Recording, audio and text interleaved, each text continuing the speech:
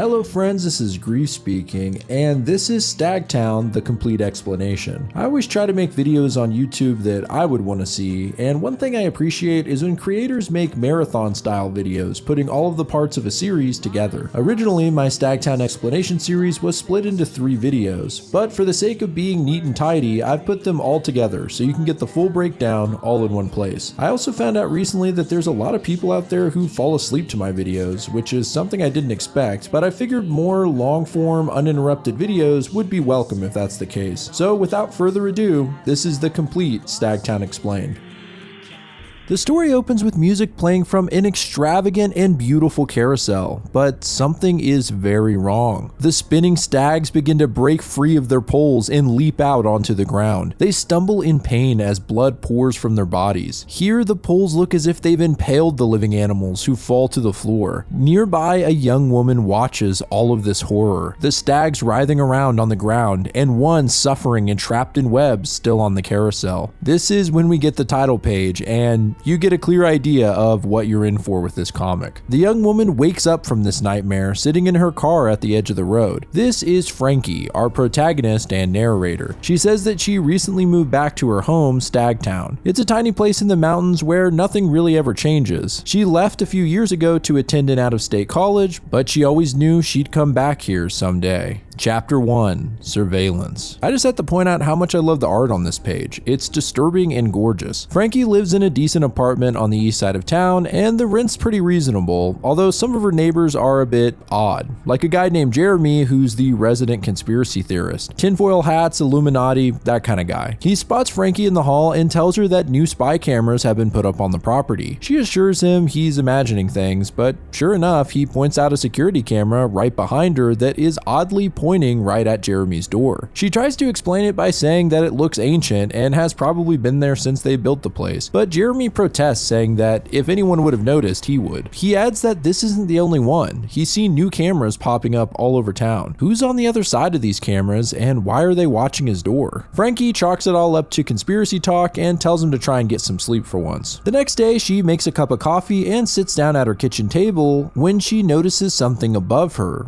In the corner of her kitchen is a security camera pointed right at her. She's obviously shocked and confused and decides that maintenance must have installed it while she was sleeping. This is a gross invasion of privacy, of course, and she slams her coffee down before marching to the landlord's office. When she exits the building, however, she finds that Jeremy might not be so crazy after all. There are dozens of cameras mounted everywhere, on every wall and pole in sight, and they're all the same out-of-date style. The news claims it's all a big prank or art project, but they're popping up in people's homes as well. And the town's traffic cams had all mysteriously stopped working the night before all of the new cameras were installed. Weirder, the cameras seem almost indestructible, and their cables all lead straight into the ground, through walls, or under boulders. While officials try to solve the issue, they recommend people just ignore the cameras for now, but everyone starts to carry umbrellas with them to hide themselves. Meanwhile, Frankie is forced to put up with the camera in her kitchen until maintenance can come and deal with it. Finally, she can't take it anymore and removes the camera herself, cutting the cord from the wall. Later in the evening, she heads out to run some errands, and when she returns, there's now 3 more cameras in the same spot. Although these are much more menacing looking and have metallic spider-like legs keeping them in place. After this, Frankie eats all of her meals in her bedroom and only orders takeout to avoid entering the kitchen. Everyone soon learns the same lesson. If a camera is taken down, covered up, or blocked, it's replaced overnight. And if you cut the wires, then more, even uglier cameras show up, and every camera cut down is replaced by 2 or 3 more. They're completely still, but those strange metal legs make it look like they could move if they wanted to. And everyone's wondering the same thing. Who's watching on the other side? This whole concept reminds me of a Junji Ito story called The Town Without Streets that I covered in my Junji Ito Explained series. In that story, a girl's family keeps spying on her through holes in the wall, and she eventually ends up in a strange town where everyone spies on each other through thousands of peepholes. Anyway, if you like this concept, you might like that one, but let's get back to the story. Finally, Frankie decides she's gonna stay at a motel out of town until this all blows over. But before she leaves, she feels like she should check on Jeremy the conspiracy theorist since she hasn't seen him in a few days. Unfortunately, it seems he's being watched more closely than anyone. There are now dozens of cameras in the hallway, all pointed at Jeremy's door. Sporting an umbrella to shield her from the watchful cameras, Frankie knocks on Jeremy's door, but doesn't get any response. She does, however, hear the sound of a cat meowing. She tells the landlord about the situation, and rather than being worried, the lady is pissed off about the fact that Jeremy has a cat in his apartment, since he doesn't have a pet deposit. She uses the master key to open his door, and when they enter, they see a pretty disturbing sight. The cat is pinned to the floor by one of the cameras. Frankie pulls the camera off of it, and luckily it wasn't severely harmed. What's really off-putting about this is that it implies the cameras can move after all. Otherwise, how could it get on top of the cat like that? Jeremy's apartment is pretty filthy, and his laptop is left open and on a website called bigelope.com with text that reads the truth about Bigelope. This is an actual website you can visit, but we'll touch on that later as it has to do with the ARG attached to this comic. The weird thing about Jeremy's apartment is that there's surprisingly no other cameras inside it, just the one that pinned the cat down. There's also a large cardboard box sitting on the floor with mirrors taped all over it. They go ahead and open it and find a malnourished and dehydrated Jeremy inside along with 6 cameras watching him. They get him to a hospital and later he tells Frankie what happened to him. I guess he couldn't handle all the cameras watching him, so he made the box and hid inside. After a while, he lost all of his strength and couldn't crawl back out. The cameras then made their way inside. He says that when he was at his weakest and everything was going dark, he could hear the cameras talking to him, voices from the other end of the wires. Creepy. Jeremy's always been paranoid, but this business about the voices is freaking Frankie out. She tells him that she plans on getting out of town for a bit and recommends he do the same when he gets released from the hospital. He says he can't wait for that and needs to get out now. Then he asks Frankie to take him with her and she leaves. She's hesitant but finally agrees. That night they get packed up and start to head out of town, but Frankie is still worried about Jeremy's recovery. He insists that he'll be safer leaving than staying, and so with Jeremy's cat cuddled up on his lap, they hit the road. As they drive through town, they start to notice that many of Stagtown's residents have begun wearing masks. I guess it's easier than carrying an umbrella around and a more efficient way to hide your identity. I hate to reference Junji Ito once again, but the story I mentioned earlier, The Town Without Streets, also features residents wearing masks. This aspect could be a direct inspiration from that comic, or maybe just the natural next step in a society without privacy. A mask might be your last line of defense in concealing your identity. But what would I know about that? Jeremy and Frankie make their way to the tunnel leaving town and find it to be blocked off, with several masked men guarding it. One of the men approaches Frankie and asks her to step out of the car. He says they just need to be sure she doesn't have any cameras with her. Apparently these guys want to stop the spread of what they call an infection outside of the town, so they're gonna search her car. Frankie yells at the guy and says it's not like it's some kind of disease and that she's not gonna be bullied by some half-assed militia. The masked man grabs her and tells his friend to get her keys. Meanwhile, Frankie screams for Jeremy's help. He gets out of the car and the masked men are kind of thrown off by his sickly appearance. At the same time, a camera watches from under the car and suddenly climbs up onto the roof. This is the first time we've actually seen one physically move. Jeremy grabs a nearby metal gas canister and gives the camera a good whack. Unfortunately, gas sprays onto his arms and the damaged camera sparks, lighting Jeremy on fire. It's a pretty scary sight. He falls to the ground, engulfed in the flames, and his eyes seem to be burning out of his skull. Somehow he can still move, and he jumps off the nearby cliffside. We watch as his flaming body falls into the river below. Frankie and the masked men look over the edge in shock. You know, Frankie and the masked men sounds like a cool band name. But anyway, she breaks down into tears, and upon looking at the broken camera, begins to scream at it, saying this is all their fault. She then realizes that the camera obviously didn't come with them, and crawls out of the woods. Next thing you know, the masked men begin to follow the wire from the camera into the woods, and Frankie, with no real reason other than curiosity, follows along. The camera cable isn't buried in the ground like the others in town, and it seems to go on forever. They finally find that the cable has led them right to an old graveyard, and after more investigation, they see that there are multiple cables throughout the cemetery, and that they do eventually go into the ground, right into the graves. The men begin to dig up the dirt at the protest of Frankie, who's against the idea, but they assure her that they're just gonna dig enough to free the cable. However, after quite a bit of digging, it's revealed that the cable goes right into the coffin itself. After some discussion, no one has the guts to open the casket and find out what's inside, so they all head home. Strangely, the next day, all the cameras in town just stop working. They dry up and drop to the ground like old mines. The police try searching for Jeremy, but aren't able to recover his body. We can see Frankie has adopted Jeremy's cat, and she points out that there's still one camera that remains in town and seems to watch people go by. But it seems harmless and everyone just ignores it. Like the others, the wire goes into the ground and can't be tracked, but some people claim it appears to head toward the river. That is the end of chapter 1, and what an interesting idea. What do you guys think is going on with the cameras? I like to think that because the cameras lead to graves, that somehow the dead were the ones watching, obsessed with the world of the living that they left behind. The final camera and its cable leading to the river could mean that this one belongs to Jeremy, who passed over and is now watching the town from wherever his body resides.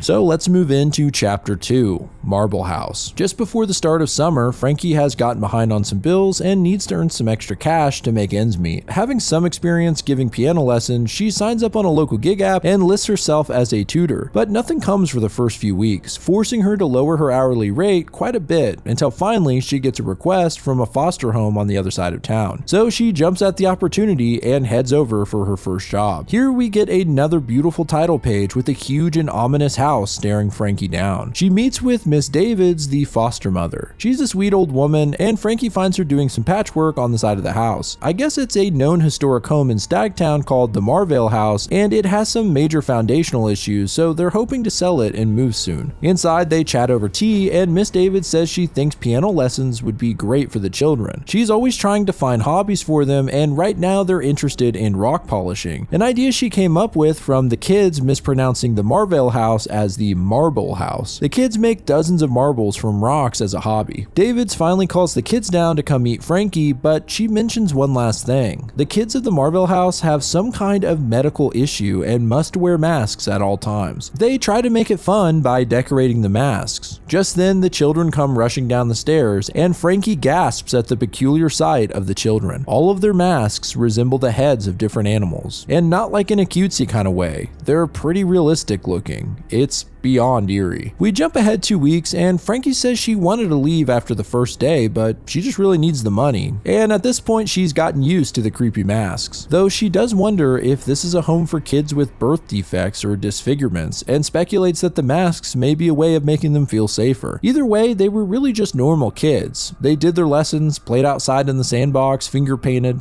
typical kid stuff. There's an interesting little detail here I only noticed on my second read through, but the light reflection on this kid's mask looks like a man falling. It's very reminiscent of Jeremy's fall into the river. Anyway, everything seems fine despite the masks. That is until the start of the third week. One night, sitting in the TV glow, Frankie hears a knock at her door. However, when she opens it, there's no one in sight. Looking on the ground, she spots a small envelope. She opens it and gasps at what she finds, but we don't get to see what it is. The next day, Frankie is at the Marvale House, claiming that the envelope must have been brought to her by one of the children. Miss Davids is surprisingly calm about the whole thing, even if this would suggest that one of her children walked across town by themselves at night. She says she'll find out who did it and give them a stern lecture, but she's also kinda glad that they did, and mentions how the kids have really taken a liking to Frankie, and that this is just an expression of that. We finally get a look at what was in the envelope, a drawing by one of the kids. The thing is, it's a child's rendition of what happened to Jeremy, almost exactly. The camera, the car, the river, and the flames. Very spooky, and you can see why it's so off-putting to Frankie. A few days later, the lessons resume, and they never found out which kid left the drawing. But Miss David's reaction to it was just really off. Frankie wonders if maybe she's just got a delayed shock or PTSD from the incident, and it might just be a coincidence. While she gives a lesson to the girl in the pig's mask, she notices the girl scratching under her mask. It seems to really be bothering her, and Frankie reluctantly asks if she needs to take it off for a moment. In a tense few panels, the girl begins to untie the pig mask. I should point out that while I'm going straight through this whole chapter, this would have been the end of an episode on Webtoons. So imagine a few years back, before the next episode launched, the anticipation of what was under the mask must have been unbearable. Anyway, she slowly removes the freaky mask, and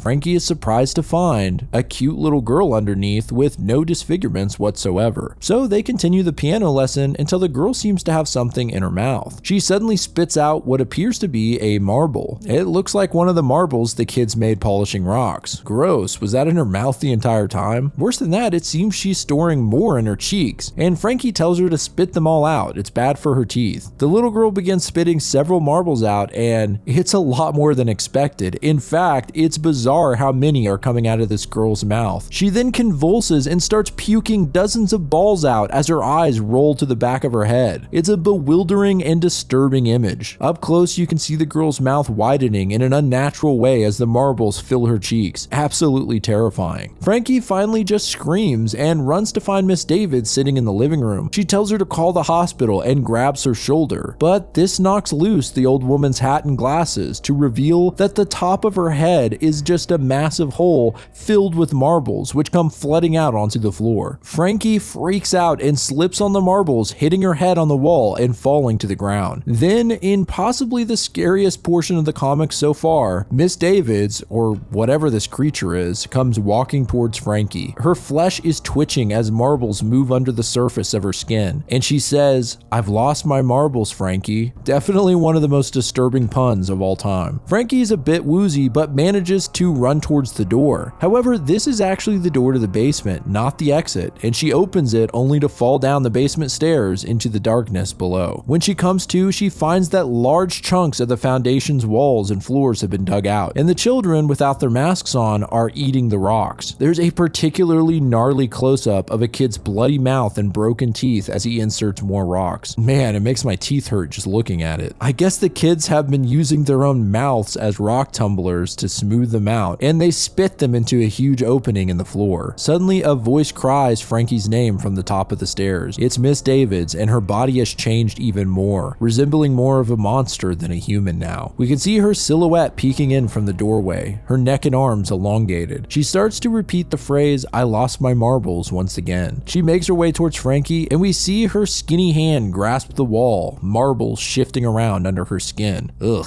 Frankie has no choice but to jump into one of the holes in the floor filled with marbles and makes her way across to an egress window on the other side. She climbs up to it, but finds it's been glued shut. Meanwhile, Miss David's hand reaches out to grab her, and now the skin on her hand is stretching out and popping open, dropping marbles from her flesh. With no other option, Frankie picks up a rock and breaks the window open, climbing to safety but cutting her body up pretty bad in the process. Making it back to her car, she reports the house to the police. Knowing her story would sound made up, she instead makes an anonymous call of child abuse, hopefully getting them to at least investigate the house. A few days later, we see Frankie bruised and bandaged with a dozen band-aids covering her body from all the small cuts. She also has a large cut over her right eye, which actually stays throughout the comic. Kind of an interesting continuity detail. Anyway, Frankie reads the local newspaper and sees that the Marvell house has collapsed due to an undiscovered sinkhole. A gas pipe then broke and the place went up in flames. However, Miss Davids and the children survived and were relocated to another town. Frankie still doesn't know if this has anything to do with Jeremy's death, but she feels she needs to get the hell out of this town, and soon. In the final panel of the chapter, we see just outside Frankie's apartment door, a jar addressed to Frankie is filled with marbles and broken human teeth. One last gift from the Marble House children. That is a chilling image. Chapter 3, Carousel. The chapter begins with Frankie saying she's been doing alright despite the trauma she's endured the last couple months. She's had trouble sleeping though and has relied on sleeping pills. She's also convinced her landlord to let her move to another property of hers on the outskirts of town. She doesn't want the Marble House kids to know where she lives. She's actually got a great setup in a pretty nice building. Her landlord even gave her a big discount on rent because of Jeremy dying. I guess she thought Frankie and Jeremy were dating and it's the least she could do. This obviously isn't true, but Frankie just went along with it to get the discount. We see her throwing a bag into her car and hitting the road along with another gorgeous title page. Frankie's heading to her old apartment building. She can't stop thinking about what happened to Jeremy. He was the first person to notice the cameras. He said he heard voices coming from them, and then the awful Marble House children made that drawing. It's just too strange, and Frankie wants to get to the bottom of it. She tried asking if she could see Jeremy's things in the storage unit they were being kept in, but apparently the police weren't letting anyone touch the stuff until they could track down some relatives. Frankie's got a plan though. She walks into the leasing office with a pink hat rack. Yeah, it's pretty striking since this comic is mostly black and white. She tells the landlord that Jeremy let her borrow it, but it reminds her of him too much. So she thought it was best if it went back with his other belongings. After Frankie leaves, the lady calls a maintenance guy to haul off the rack and store it wherever Jeremy's stuff is. This is of course all part of Frankie's plan as she waits around to follow the guy. There are storage units all over the complex, so she needed to be sure where it was. Eventually the maintenance dude heads heads into the basement of Unit C, and Frankie's got her location. She waits till after dark and heads into the building, having made a copy of the key before returning hers. Smart move. She enters the storage units, which are basically falling apart, and the lights are on an old switch timer. It's supposed to turn the lights off after a while to save on electricity, but it's been broken and only stays on for 5 minutes. Yeah, you can see where this is going. Anyway, Frankie continues down the hall looking into the barred storage unit until she spots the bright pink rack. Another clever move. As the switch timer ticks, she pulls out some bolt cutters and breaks the lock on Jeremy's unit. Before the timer hits 0, she remembers to crank it again before she starts looking through Jeremy's stuff. She repeats this process for hours as she searches through his things, and so far hasn't found anything of note. That and the fact that she has to get up and turn the timer every 5 minutes is leaving her pretty irritated. Then she finally stumbles upon a black box with a lock on it. She puts it aside to look at later and finds another, smaller box behind it. This one is wrapped up heavily in duct tape and has the number 5 on the front. Curious, Frankie pulls out her pocket knife and begins to cut it open. She loses track of time, however, and the switch timer shuts off while she does so. She gets up to turn it back on and sets the box down, which seems to be emitting a red glow. Well, that's not good. She didn't bring a flashlight and her phone is dead, so she stumbles into the dark looking for the switch when she hears a small scratching noise behind her. She pauses for a minute and doesn't hear it again, so she shrugs it off, finally finding the light and turning it on. When she gets back to the box, she takes a look inside to find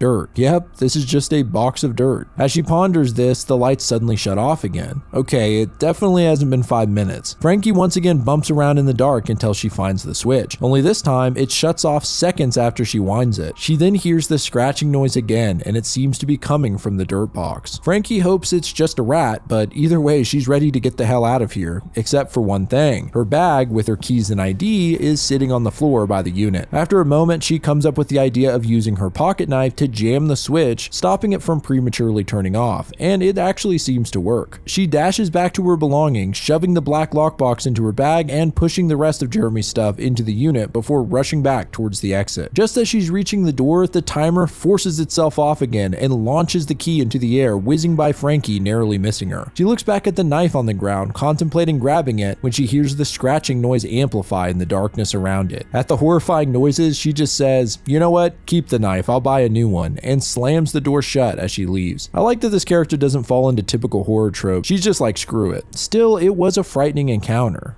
What the hell came out of that box?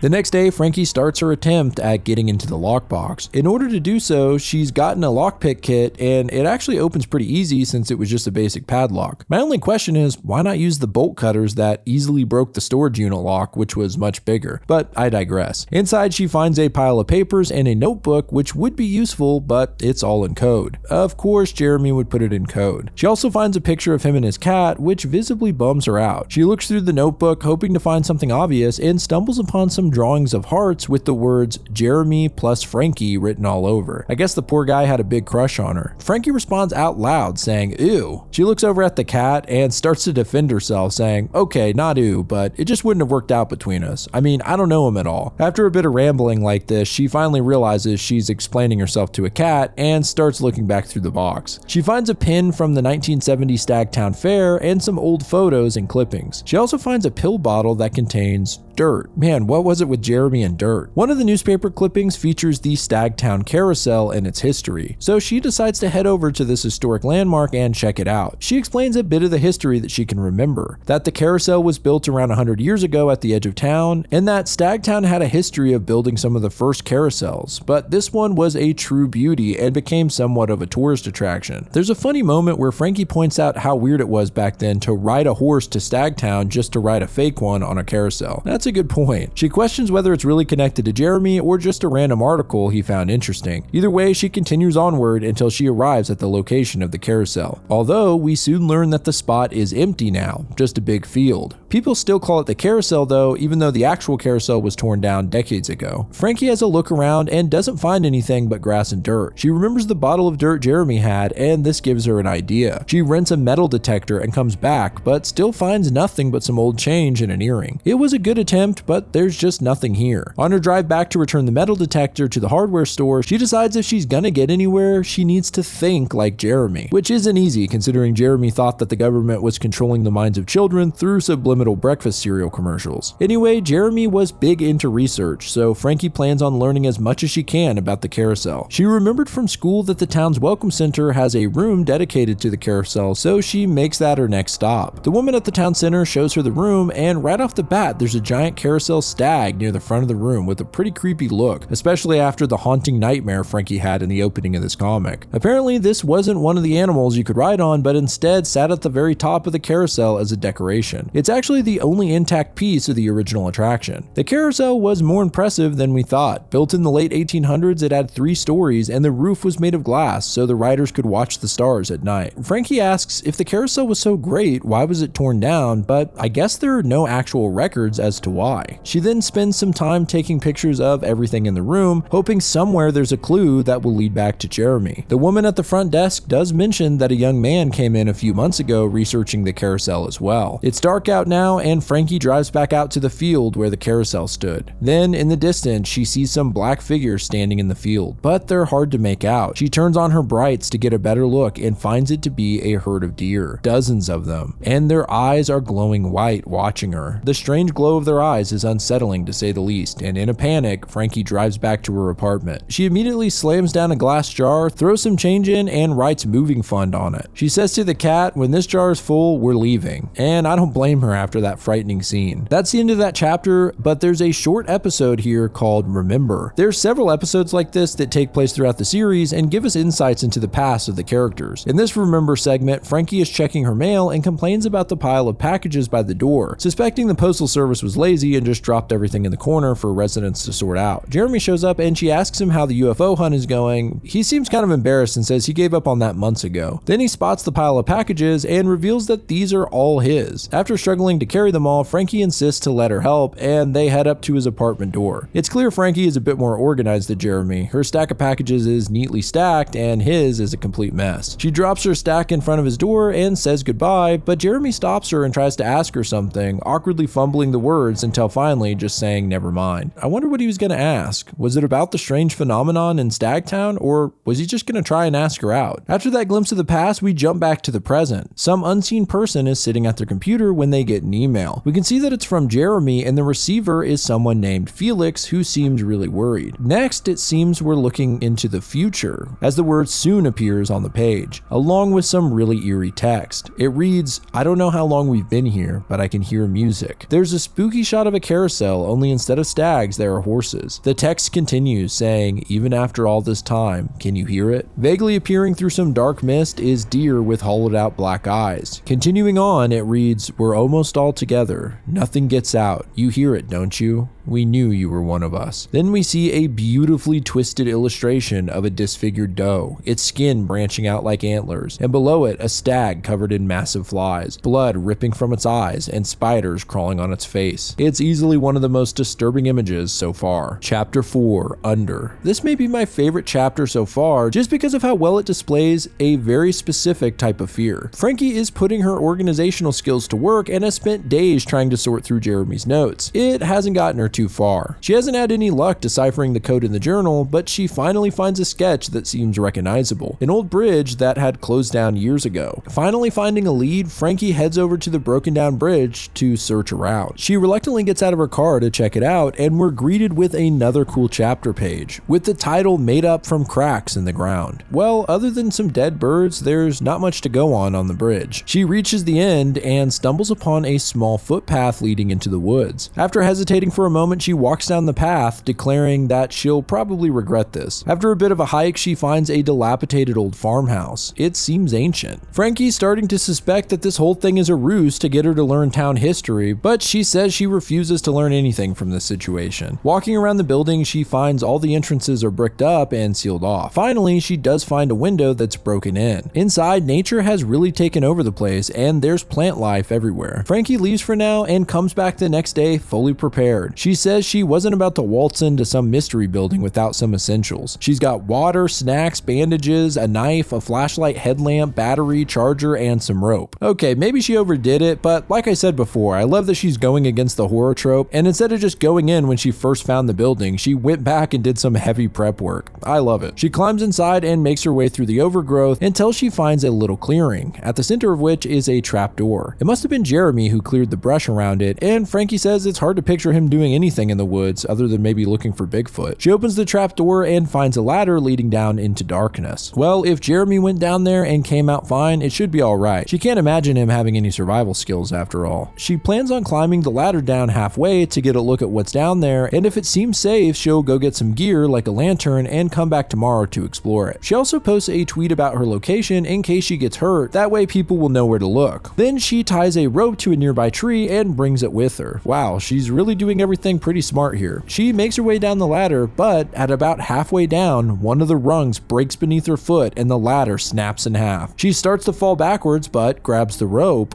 which immediately snaps. The trapdoor shuts above her and she falls to the ground below. Luckily, Frankie is okay, just some bumps and bruises, and she lights up her headlamp. After shouting for a while, it's clear that no one's gonna hear her down here, and on top of that, she has no cell service. There's no way back up the opening, and she finds herself in a square and empty room underground. The only exit being a small square vent opening on the wall. She did bring food that she could ration out and survive maybe 3 days with, which is a plus. After a while waiting around checking her reception, she finally decides to power her phone down to save battery. Eventually, she decides she's got to see where the vent leads, but before she crawls through, she ties a thread to a nail just outside so that if there are any twists and turns, she can follow it back. Clever. Crawling through the vent isn't easy and pretty tiring, and there seems to be no end to it. The only good thing is that there are no turns, just one long straight tunnel. After who knows how long, Frankie gives up and turns around, slowly respooling the thread as she crawls back. Shortly after changing directions, however, she finds that the thread line is already tight. She looks up to find that the nail is in the vent just a few feet behind her, and that the way she came in is completely shut up. That's right, guys, the claustrophobia is about to get very real. At this point, it's clear that there is a supernatural force in Stagtown. With no other option, she continues down the tunnel the direction she started toward. She continues to check her phone every so often, but has to stop eventually because her battery is near dead. As time goes on, the vent feels as if it's closing in on her, and she begins to feel sick to her stomach. She stops to rest here and there and uses the spare battery she brought to keep her phone and headlamp charged. But in the end,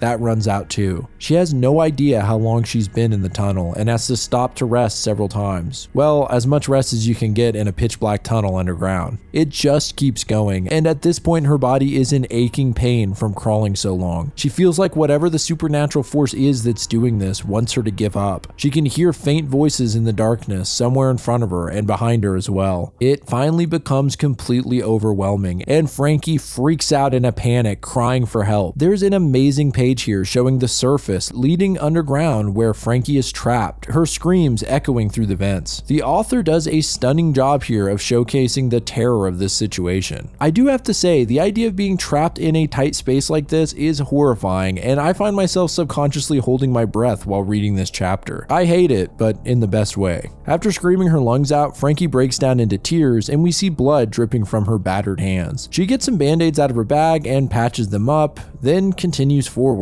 convincing herself she just has to keep going. With her headlamp out, she crawls forward in agony in the dark until finally she hits a wall. The vent has finally come to an end and it's blocked off. Like some kind of sick joke. She reaches at the wall and scratches at it. Unlike the solid walls of the vent, this one is actually made of dirt. She starts digging through it, and after a while, some light bleeds through. Finally, an exit. She furiously claws through the dirt and emerges on the other side, collapsing, only to find the nail with the thread right in front of her eyes. She looks up to see on the opposite wall the tunnel that she entered. She's emerged from the other side of the room that she started in. After all that time and suffering, she's gotten nowhere. Frankie just stays laying on the ground in tears. She's hungry, thirsty, tired, and the room is dark. This chapter is absolutely unforgiving. She's finally just completely given up. Clearly no one's coming to find her and she's out of options. Despite her headlamp being dead, she suddenly finds a small illumination in the room. She looks up and sees a glow by the dirt wall that she climbed through. There's a small object that must have been embedded in the wall, a flying saucer keychain that lights up. Frankie instantly recognizes it as Jeremy's keychain. This reminds her that he was here and that he somehow escaped. She tries once again to think like Jeremy would, and if he were here, she thinks he would look for a secret passage. So Frankie begins investigating every inch of the walls in the room, but she finds nothing, leaving her only one more place to look: the vent. She really doesn't want to go back in there, but she doesn't want to die either. She crawls back into the vent, this time knocking on every panel as she does so. Floor, ceiling, wall. I actually really like the illustration here, showing the knocks on each side of the square text. I don't know why, but I find it very satisfying, the sound effects next to each wall that she's knocking on. Anyway, this repeats down the tunnel until finally we hear 3 knocks and a thud. This time, one of the walls sounds hollow. She presses into it, and sure enough, it opens. A secret passage. Frankie bursts into tears and laughter as she spots a marking on the wall, an arrow pointing in, and a J. So this is how Jeremy escaped. Even so, Frankie feels like she's trading one trap for another. This tunnel is through pure dirt and is way more cramped than the vent. I just caught myself holding my breath again. Frankie can't help but think of Jeremy down here before her, crawling through the dirt in the dark. The weird guy she never spent more than 5 minutes talking to. He must have been so lonely, and now he's gone. Frankie then finds an opening and emerges into a small room. At the center is a carousel pole covered in roses and piercing through the skull of a stag on top. She touches one of the flowers and it instantly turns to dust in her hand. At the base of the pole is a strange black liquid, like tar or something. She looks at the ceiling and spots what could be another opening. She even finds footholds dug into the wall leading to it. This must have been Jeremy's doing when he escaped. Frankie's starting to think that she never gave the guy enough credit. She climbs the wall with her remaining strength through some spider webs and presses her hand against the ceiling at the top. There is a secret opening and she climbs out onto the surface and into the grass. She rolls onto her back and laughs, looking up at the blue sky, appreciating it now more than ever. The chapter ends with her saying once again, "It's time to leave this town right now." Man, it is so satisfying after most of this chapter taking place in the dark for Frankie to pop out into those bright colors. The green grass and the blue sky. It really conveys the feeling of escape from the underground so well. I felt like I was taking a deep breath right along with her, which is why this is one of my favorite chapters of any comic I've read lately. Chapter 5, Dead Man's Switch. After escaping the underground tunnel, Frankie doesn't care what's going on in Stagtown. She just wants to leave. Tired, dehydrated, and paranoid, she drives straight toward the tunnel out of town with Jeremy's cat and a few belongings. As she speeds through the dark tunnel, something strange happens. Raindrops begin to beat down on the windshield. Somehow, it's begun to rain inside the structure. Frankie puts her wipers on and floors it. Just short of the exit, however, a massive eye surrounded by a colossal set of teeth block it from view. Frankie screams out in terror and everything goes black. She then wakes up just outside the tunnel on the side of the road. She tries to piece together what happened when suddenly something triggers in her head and her pupils dilate. She just smiles and asks the cat if it had a good trip to the vet. She then starts up her car and heads back into town through the tunnel. Okay, what the hell just happened? And you might notice that this eerily mirrors the opening of this comic, Frankie waking up in her car and heading into town. She resumes her day-to-day life in Stagtown, clearly forgetting everything that's happened. She sees the jar of change that says moving fund and for a moment questions it, but her eyes dilate again and she decides it was left over from her move to the new apartment and to spend it on pizza. Something is clearly wiping her memory. She even says the same spiel from the beginning of the comic about how she's recently moved back to Stagtown after college, as if she's completely reset. Then while sitting in her car, she's approached by a man who keeps asking her if her name is Frankie. She's a little weirded out and tries to drive away, but he pulls out a paper and asks if she recognizes this symbol. It's an eye with antler-like appendages coming off the sides. At the side of it, Frankie is hit with a strange and disturbing vision. She sees the carousel and a large opening where a mirror would typically go, but it's got black liquid pouring out of it. Is this the same liquid we saw at the bottom of the pole in the underground, or is it blood? Frankie goes full freak out and then faints. When she comes to, she's in the man's apartment. She wakes up in a panic and pulls out her mace on the guy who seemingly kidnapped her, but instead of mace, it shoots silly string all over him. Yeah, I guess he replaced it while she was sleeping, and this is our introduction to Felix. He begs Frankie to calm down and let him explain. It turns out that Felix was a friend of Jeremy's before he died, and Jeremy would hang out at Felix's apartment quite often. While looking through his trash one day for a lost receipt, he came across a pile of papers that Jeremy must have left. On one of the papers, he saw the eye symbol and suddenly remembered something. An email that Jeremy had somehow sent him after he died, containing a ton of information on the Stagtown mystery. Felix discovered that his memory had been wiped several times, along with anyone who tries to leave town or digs too deep into what's going on. But this symbol can reset the memory wipes. Jeremy said in his emails that it only works on the last wipe though, so if you've lost your memory more than once, you can't get them back. This brings into question how many memory wipes Frankie's had. Clearly when Frankie woke up at the start of the series, it was just after losing her memories. So what kind of horrors has she already experienced? We may not find out at this point. Felix originally learned about the symbol when Jeremy asked him to permanently tattoo it onto his stomach so that he could always see it and prevent memory wipes. Yeah, I guess Felix is an amateur tattoo artist. So Frankie and Felix decide to work together and figure out what's going on so they can escape town. Frankie suggests calling the police or some kind of outside help, but Felix says that he can't call any outside numbers and can't even communicate online. They're physically and digitally cut off. This might explain why no one seemed to notice Frankie's post after she went missing for a couple of days in the woods back in chapter 4. After their newly formed partnership, they relocate to Frankie's apartment to look through Jeremy's notes. Hopefully Felix could make better sense of them and they could find a way out. By the way, we learned that Jeremy's cat is actually named Little Friend. It's kind of a weird name, reminds me of the dog from The Simpsons, Santa's little helper. Anyway, Felix stumbles onto the little love notes Jeremy made about Frankie and he starts laughing his ass off about it, embarrassing Frankie to death, who reiterates that she barely knew him. Other than that, he doesn't have much luck finding anything. Frankie says that before they get any deeper into whatever's going on in Stagtown, they should at least try to leave, so she marks every exit on a map. Obviously, the tunnel is off limits, so that leaves the train station, the back road through the old covered bridge, the hiking trails to the north, and finally the river. Frankie asks if Jeremy ever mentioned trying to escape, but it seems like they mostly just hung out and played video games together. Felix did notice that something was up with Jeremy though. He clearly wasn't getting any sleep and seemed off toward the end. The two decide to test one of the town exits, and in the meantime, Felix has made up some temporary tattoos of the eye symbol that they put on their arms so they don't get memory wiped. Chapter 6, The Way Out. Frankie and Felix meet up the next day at the train station to see if they can get out of town by train. We get a sense of the difference in personality between the two when we see their luggage. Frankie has a full backpack and suitcase, and Felix just has a small sack, which is mostly taken up by yarn. I guess it's one of his hobbies and he might want to knit on the train. Well, they head up to the station and find that it's boarded up and shut down, even though it should be running several trains a day. They check out the schedule on a nearby board and see that the next stop is 10 miles out. They could walk it and still get there by nightfall. Frankie immediately starts making a plan to head back home and grab more supplies, but before she finishes her thought, Felix insists that they go now. She calls him reckless, but he says, hey, reckless gets things done, and starts heading down the tracks. Frankie reluctantly follows behind him. After walking a while, they see something up on the tracks.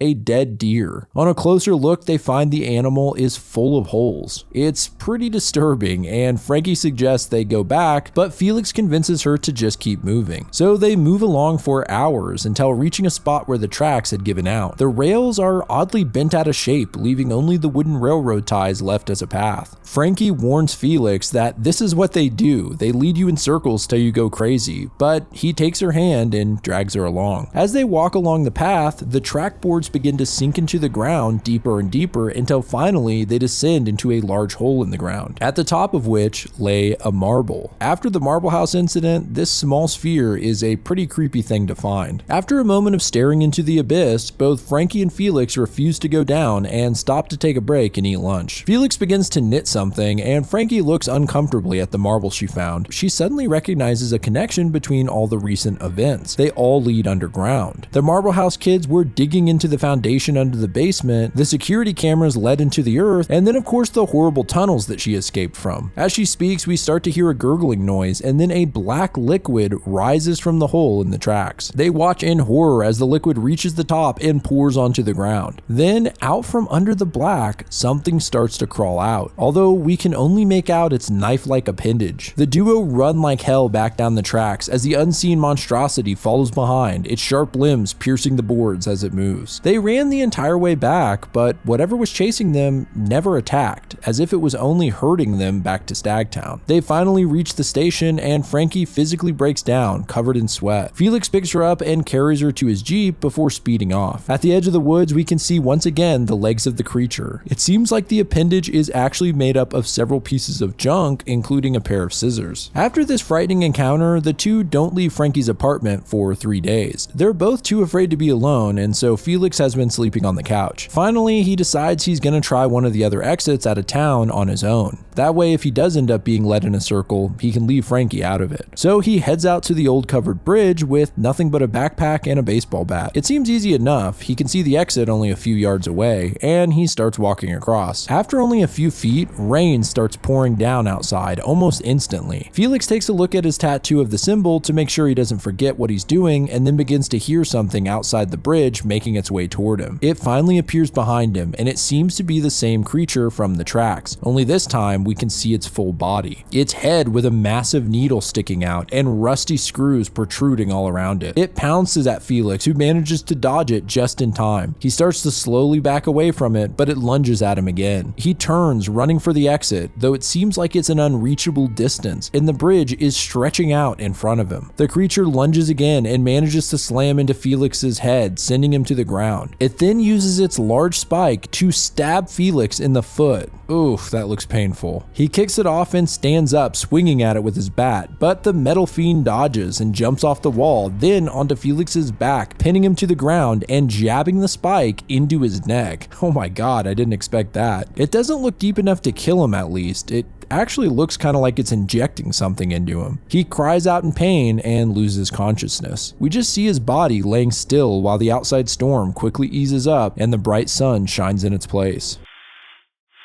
Back at Frankie's place, she wakes up late to find that Felix is gone. She tries calling him but gets no answer. She's pretty bummed out, assuming that Felix bailed on her, and she believes there's no one she can trust in this messed up town. She tries calling him one last time. After a few rings, she realizes that she can hear a phone ringing in the hallway, and it's getting closer. Eventually, the rings stop just outside of her door, and she sees a shadow coming from under the other side. Is this Felix? Something is not right here. Why isn't he answering the phone or even knocking? Frankie nervously approaches the door and looks through the peephole. She's relieved to see that it is Felix on the other side. She begins to unlock the door when the cat, little friend, starts hissing furiously. Then Felix speaks, but something is up with his voice. He's talking really strangely, dragging out some words and stuttering, to the extent that Frankie wonders if he's drunk or something. It's clear that something is very wrong, and Frankie can't bring herself to open the door. Felix insists she open up and start calling her out by name. It's really off-putting. Tears begin to form in Frankie's eyes as she declares that this person isn't Felix. After a while of this, Felix, or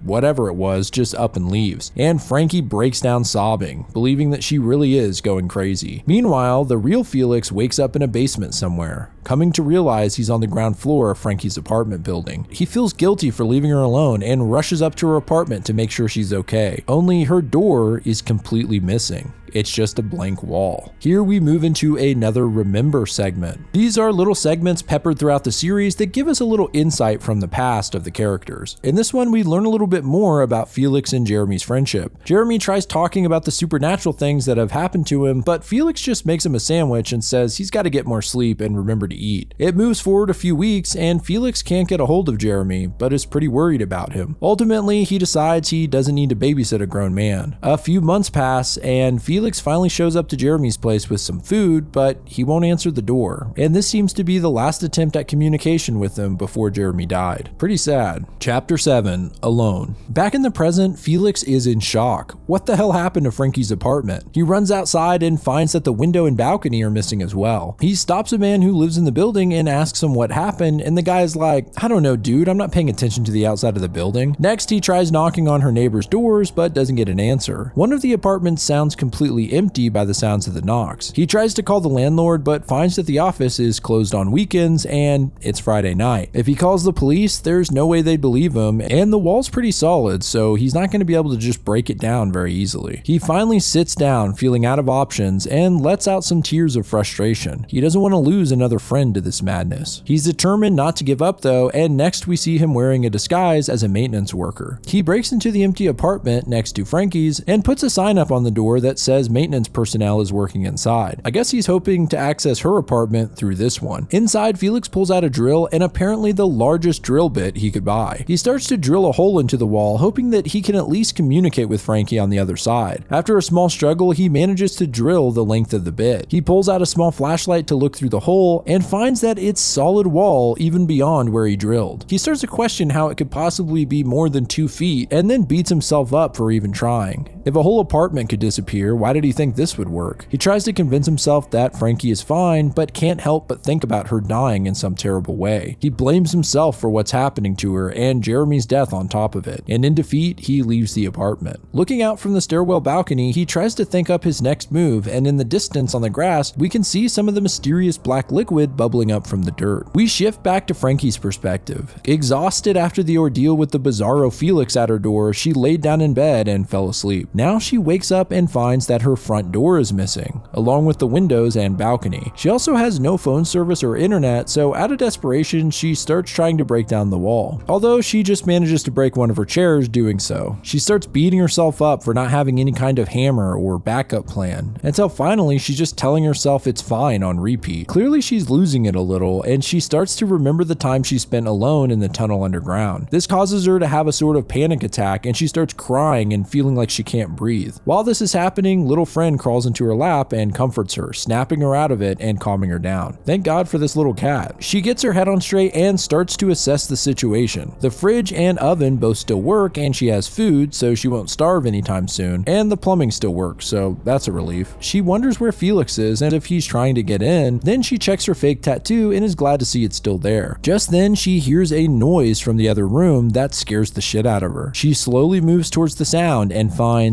her bedroom is now gone as well. Man, I was expecting one of those scissor creatures or something, but somehow this is worse. I can already feel the claustrophobia creeping up. Frankie starts pacing around and mumbling to herself, trying to come up with a solution. At the same time, tears are welling up in her eyes. Her bedroom's now gone, and where the front door once was, a weird shape has begun growing on the wall. If you look closely, it kind of looks like a face. Frankie quits pouting and goes back into planning mode. She takes the food from the kitchen and divides it up between rooms. That way, if the kitchen or other rooms vanish as well, she'll always have at least some food in whatever room she's in. She still has Felix's suitcase, so she takes the warm items out and divides them up in case it gets cold. After this, Frankie just sits down in the middle room where she could see most of her apartment at once. She's making some smart choices, I have to say. She doesn't know exactly what she's waiting for, and after a while, she can't help but fall asleep. When she wakes up, guess what? The living room's gone. She tries to decide which room she should move to, which will disappear next. Finally, she settles on the bathroom, where at least she has water and plumbing. She calls for little friend to come with her, but as the cat moves her way, the horrible noise sounds again, and the living room disappears, a wall coming down instantly and blocking it up along with the cat. But there's no time to grieve. The apartment begins shaking violently, and Frankie books it into the bathroom. The building is still rumbling, and a strange voice appears behind the bathroom door, moaning. A shape begins to form that looks similar to the shape on the wall by the doorway. The resemblance of a face is even clearer now.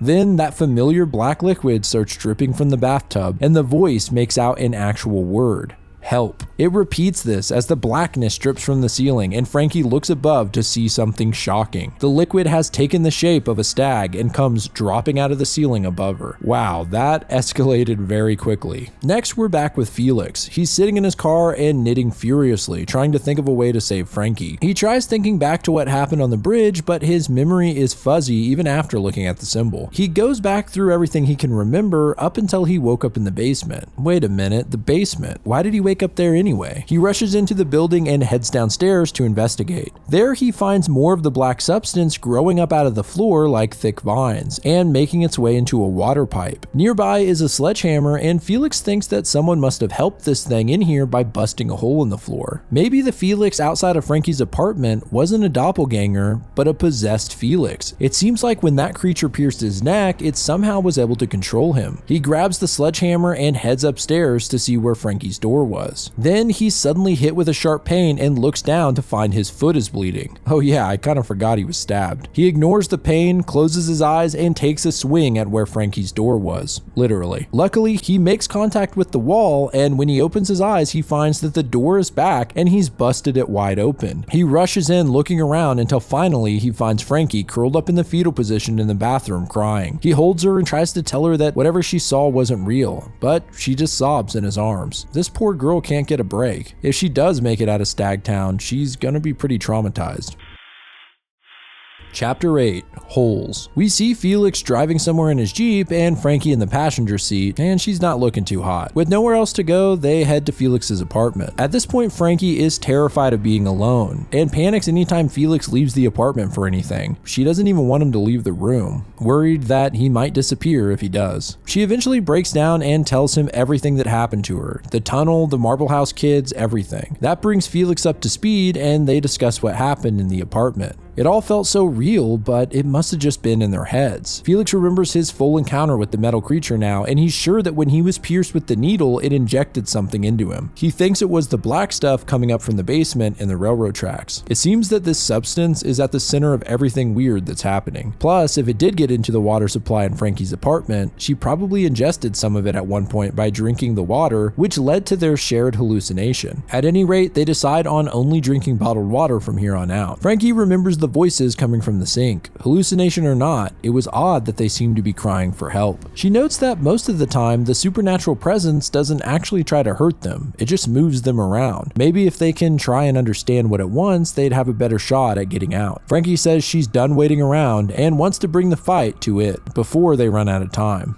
Just then, a massive noise sounds outside, feeling like an earthquake. They look out and find a massive sinkhole has opened up just outside Felix's apartment. It looks like they may be out of time already. After this, Felix's apartment was evacuated and the residents were relocated into hotels. Felix and Frankie plan their next move. The only two exits left to try would be the hiking trails and the river. The trails seem like a bad idea. It's too easy to get lost and they'd have a hard time escaping any monster they encounter. So that leaves the river. It's not a great idea either, but it's their best option, so they grab an inflatable life raft and prepare for the trip. In the hotel, they hear a ruckus out in the hallway and look out to find that all the other guests are leaving. Apparently 2 more sinkholes opened up and everyone's evacuating. Felix finds a spot on the map that they can drop the boat in the river, but this has become plan B now. With the entire town evacuating, they first want to see if they can get out along with everyone else, believing that the force in Stagtown can't stop everyone. They get in a long line of cars out of town, but soon they realize that it looks like cars are being turned around and sent back. Felix flags down one of the cars heading back and asks what's going on. Apparently, the authorities at the tunnel said it was okay to go back into town, and on a close look, you can tell that the man's eyes are dilated. I guess it can stop everyone. After some discussion, Felix then convinces Frankie that they need to at least try helping the rest of Stagtown residents by showing them the symbol. They don't know if it'll work, but they plan to just give it one more day and they'll leave on the boat in the morning. That night, the two buy some spray paint and begin spraying the eye symbol around town. Frankie's first attempt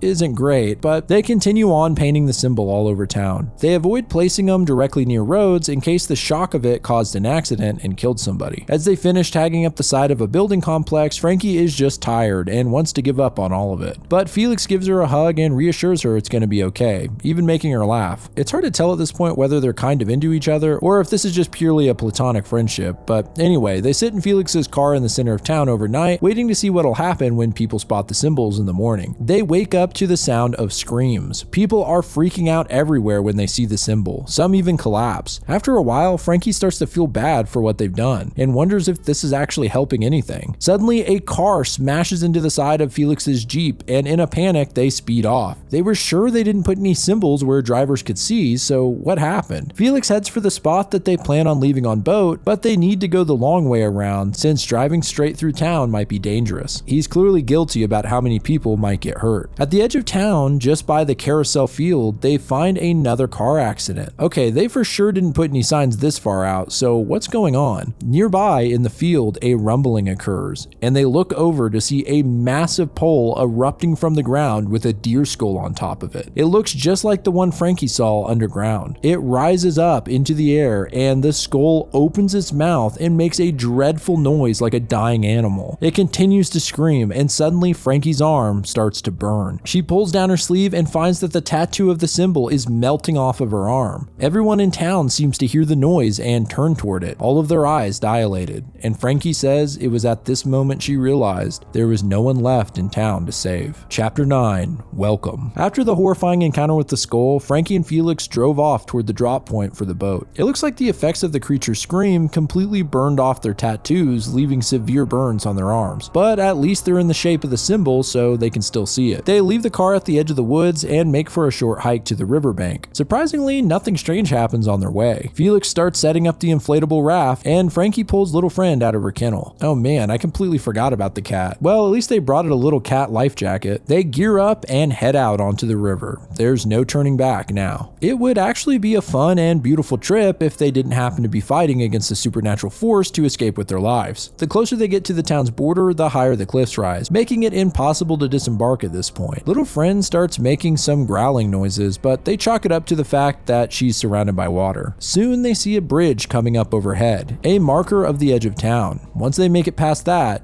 they're out. Nearby in the woods, however, we see a sharp metallic leg enter frame. It looks like the creature is back. As they approach the bridge, Felix decides it's a good time to have a snack, I guess, and dumps a bunch of food out into the boat, to the disapproval of Frankie. Just then, a bright light shines from on top of the bridge, making Frankie's head hurt, and along the shore, the creature zips by at lightning speed, settling on an overhanging rock right in front of them. They try their best to steer clear of it, but the current is hard to fight, and the creature pounces from the rock directly at them. Felix blocks it with his oar, but it's only inches from his face, and it's viciously stabbing at him with its scissor hands. Frankie watches in horror and freezes when she sees something on the creature's side, a number 5. Why is this significant? Well, we'll get to that in a minute. Right now, Felix is about to die. But out of nowhere, little friend, our favorite feline, comes to the rescue, jumping onto the metal thing and sending them both into the river. In the process, one of the scissor legs slashes the boat, but more concerning, that poor little cat is now being carried downriver. It's Felix's chance to return the favor. He jumps into the water and swims after little friend, grabbing hold of the cat before it gets too far away. However, Frankie was left in the sinking boat, and she's now moving downstream fast. Felix drops little friend off on a nearby rock and desperately makes for Frankie. It's a struggle, but he grabs a hold of her, but soon after, she's pulled by something under the water and dragged towards an underwater cave. They try grabbing onto the nearby wall, but it's no use. They're sent rapidly into the cave like a deadly water park ride, and the light is fading from the opening. They're headed right towards pitch black darkness. I was hoping we were done with the claustrophobic scenarios, but now we've added the possibility of drowning as well. The top of the cave starts to close in, and there's less and less room to breathe. There's a serious struggle to try and get air that is one of the most intense parts of this comic so far, and finally they're pulled completely underwater and into the seemingly infinite darkness. Surprisingly, we find Felix and Frankie alive and in a dry part of the cave. Somehow they survived. They're puking up water, but they survived. It's pitch black, but luckily Frankie still has Jeremy's light up keychain, giving them at least a small glow. They have a look around and find that they're stuck. There's no way they can swim back where they came from, and the river continues to flow underground ahead. Felix tries to keep a positive attitude, but Frankie has completely given up. She actually gets mad at him for even trying to stay positive and declares that they're gonna die here. More than that, with tears in her eyes, she says that this is all her fault. We're reminded of what Frankie saw in the metallic creature, the number 5. This is the same number that was on the box in Jeremy's belongings, the one Frankie opened with her knife. It seems whatever creature she let out has become stronger by adding pieces of metal to itself, starting with Frankie's pocket knife, which you can actually see at the top of one of its legs. So Frankie blames herself for all of this and adds on the fact that she froze up when it attacked Felix. She breaks down in a marathon of self-hate and blame. Even this is no match for Felix's upbeat attitude though, and he assures her that it's not her fault. No matter how much you plan. In situations as dangerous and bizarre as these, it's a miracle if you make any good decisions. He grabs her hand and tells her that he's made his fair share of mistakes as well, like getting an inflatable raft for instance, or heading to the bridge by himself. But whatever's after them isn't infallible. The ice symbol can stop it, so it does have some weaknesses. This little speech seems to raise Frankie's spirits, and they get back on track trying to think of a way out. One good thing is that Felix has some road flares he picked up beforehand, although he's weary to use them in this space, afraid it could consume a lot of their oxygen. They did come with matches, however, which gives them a little more light. At the side of the lit match, it's clear there's a slight draft in the room pushing at the flame. This leads Frankie to find the source of the airflow, and sure enough, she finds a small opening at the bottom of a nearby wall. It's just large enough for them to get through and leads into a long tunnel that's weirdly smooth and direct, as if it's man-made. Finally, they see an opening ahead, and as they approach, they hear something. It sounds like a carousel. They reluctantly move forward and see a warm glow coming from the opening. They finally enter and see a beautifully disturbing sight. The old town carousel upside down and wedged into the side of the cavern. Its lights are still on and music still playing. At the bottom, the black mirror that Frankie saw in a vision is visible, the strange liquid leaking out of it and into a large pool at the bottom. It's a haunting sight to say the least. Frankie moves forward and gets a good look at the pool of black stuff. Then she does something I didn't expect. She starts yelling at the carousel. She can't believe it forced them down here just for this. They've been tricked, dragged, and coerced by it, and for what? To see some garbage amusement ride? She says that their friend is dead because of it and asks what the hell it wants from them. Suddenly, one of the stags at the top of the carousel turns its head to face them, its eyes glowing white. Its mouth cracks open and the black stuff pours out as it struggles to speak, finally repeating the words, "Fix us." There's a large rumble, and under the pool of black, the ground opens up and a set of stairs appears in front of them going downward. Frankie is even more pissed off and straight up says, "No, go ask someone else." But the liquid on the floor is slowly closing in on them, and Felix says, "I don't think it's asking anymore."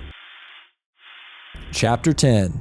Back. Thinking fast, Felix pulls out one of his flares, saying that if it doesn't work, at least he can set fire to some of their stuff. He ignites, and it actually forces the liquid back. It seems like this thing is afraid of fire, but the flares are only temporary. They need to come up with a plan, and fast. Frankie spots an opening nearby, and they don't really have any better options, so they make a break for it. Using the flare to keep the black sludge at bay, they make it into the room, and it looks like they aren't the first ones. There's shelves everywhere full of jars. Felix moves a boulder in front of the opening and wedges the cracks shut with their life jackets, then sets the flare on top, hopefully keeping it from entering. Frankie takes a closer look at one of the jars and finds that it's full of marbles. Okay, always more questions and not many answers. After a moment, they realize there's no other exit and this may be the end. They curl up against the wall and wait to die. Then some of the black stuff starts pouring in from behind a shelf, though something is different about it. It almost has a bluish hue, and it forms into an arrow pointing behind the shelf. Frankie gets the sense that this isn't the same thing they were running from, and they decide to try and follow it. Felix pulls down the shelf, and they find another opening behind it. Inside, there's a strange structure like a large basin, and they freak out when they see what's lying inside. It's Jeremy, and he looks completely unharmed, no burns on him anywhere. Felix checks to see if he's alive and does find a heartbeat. He has tears of joy running down his cheeks, realizing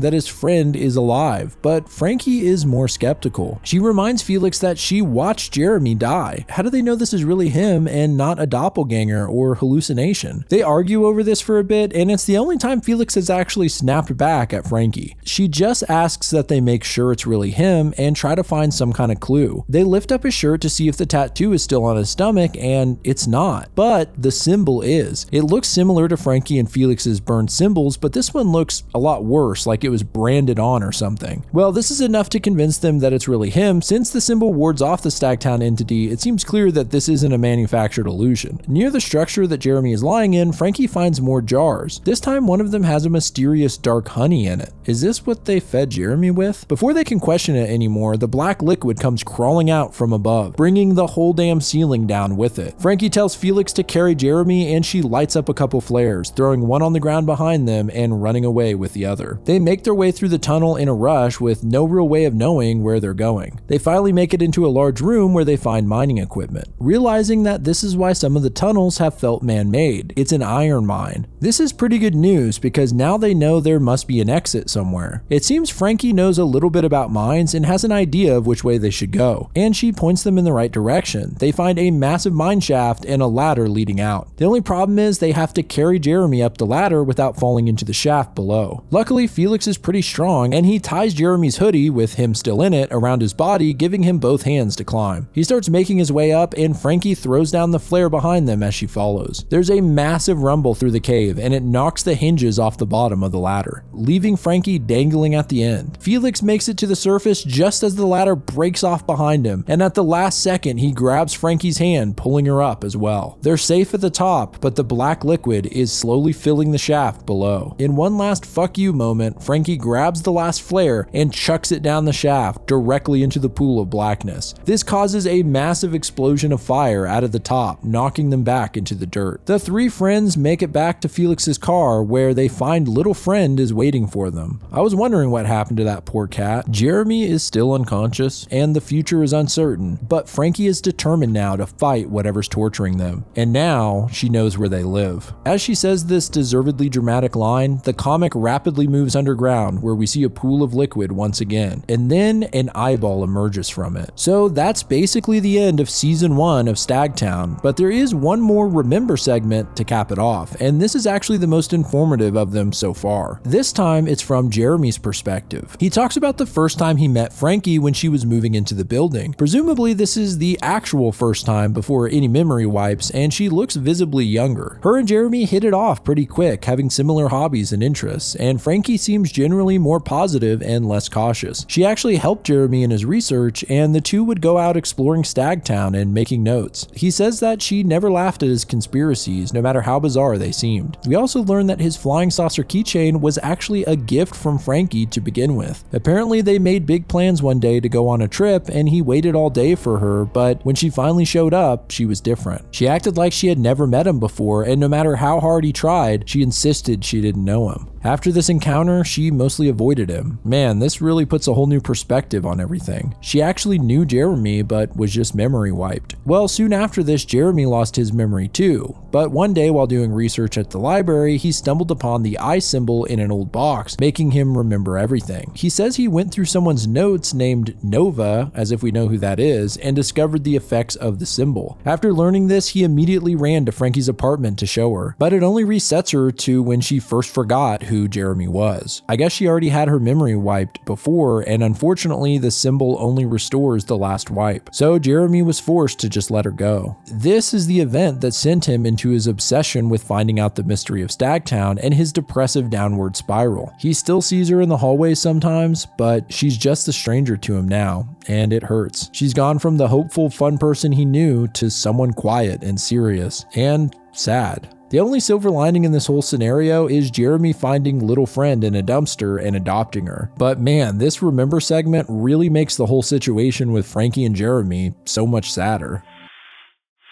Chapter 11. Long haul. It's now wintertime. Weeks have gone by since Felix and Frankie escaped the mines with Jeremy. After Felix's apartment caved in from the sinkhole, the only place to go back to is Frankie's apartment, which is a bit cramped. Jeremy is in terrible condition, but they don't want to bring him to a doctor since they can't really trust anyone in town. It's clear that the entity under Stagtown now controls most of the residents after entering the water supply, so they have to take care of Jeremy to the best of their ability alone. At this point, he can't even speak and only screams out in terror. At the same time, he's become violently sick, constantly puking up the black liquid, and his hair's falling out. The stress of the situation and the looming feeling that something could attack them at any time has gotten tensions very high. Felix and Frankie can't stop arguing, and on top of all of that, they're almost out of money. One day, while feeding him some soup, Jeremy manages to speak for the first time, thanking them for everything. Hearing him speak brings Felix and Frankie to tears. At least it seems like Jeremy's gonna be okay. After a few more days, he finally has the strength to fully talk and move around. Felix even gives him a haircut.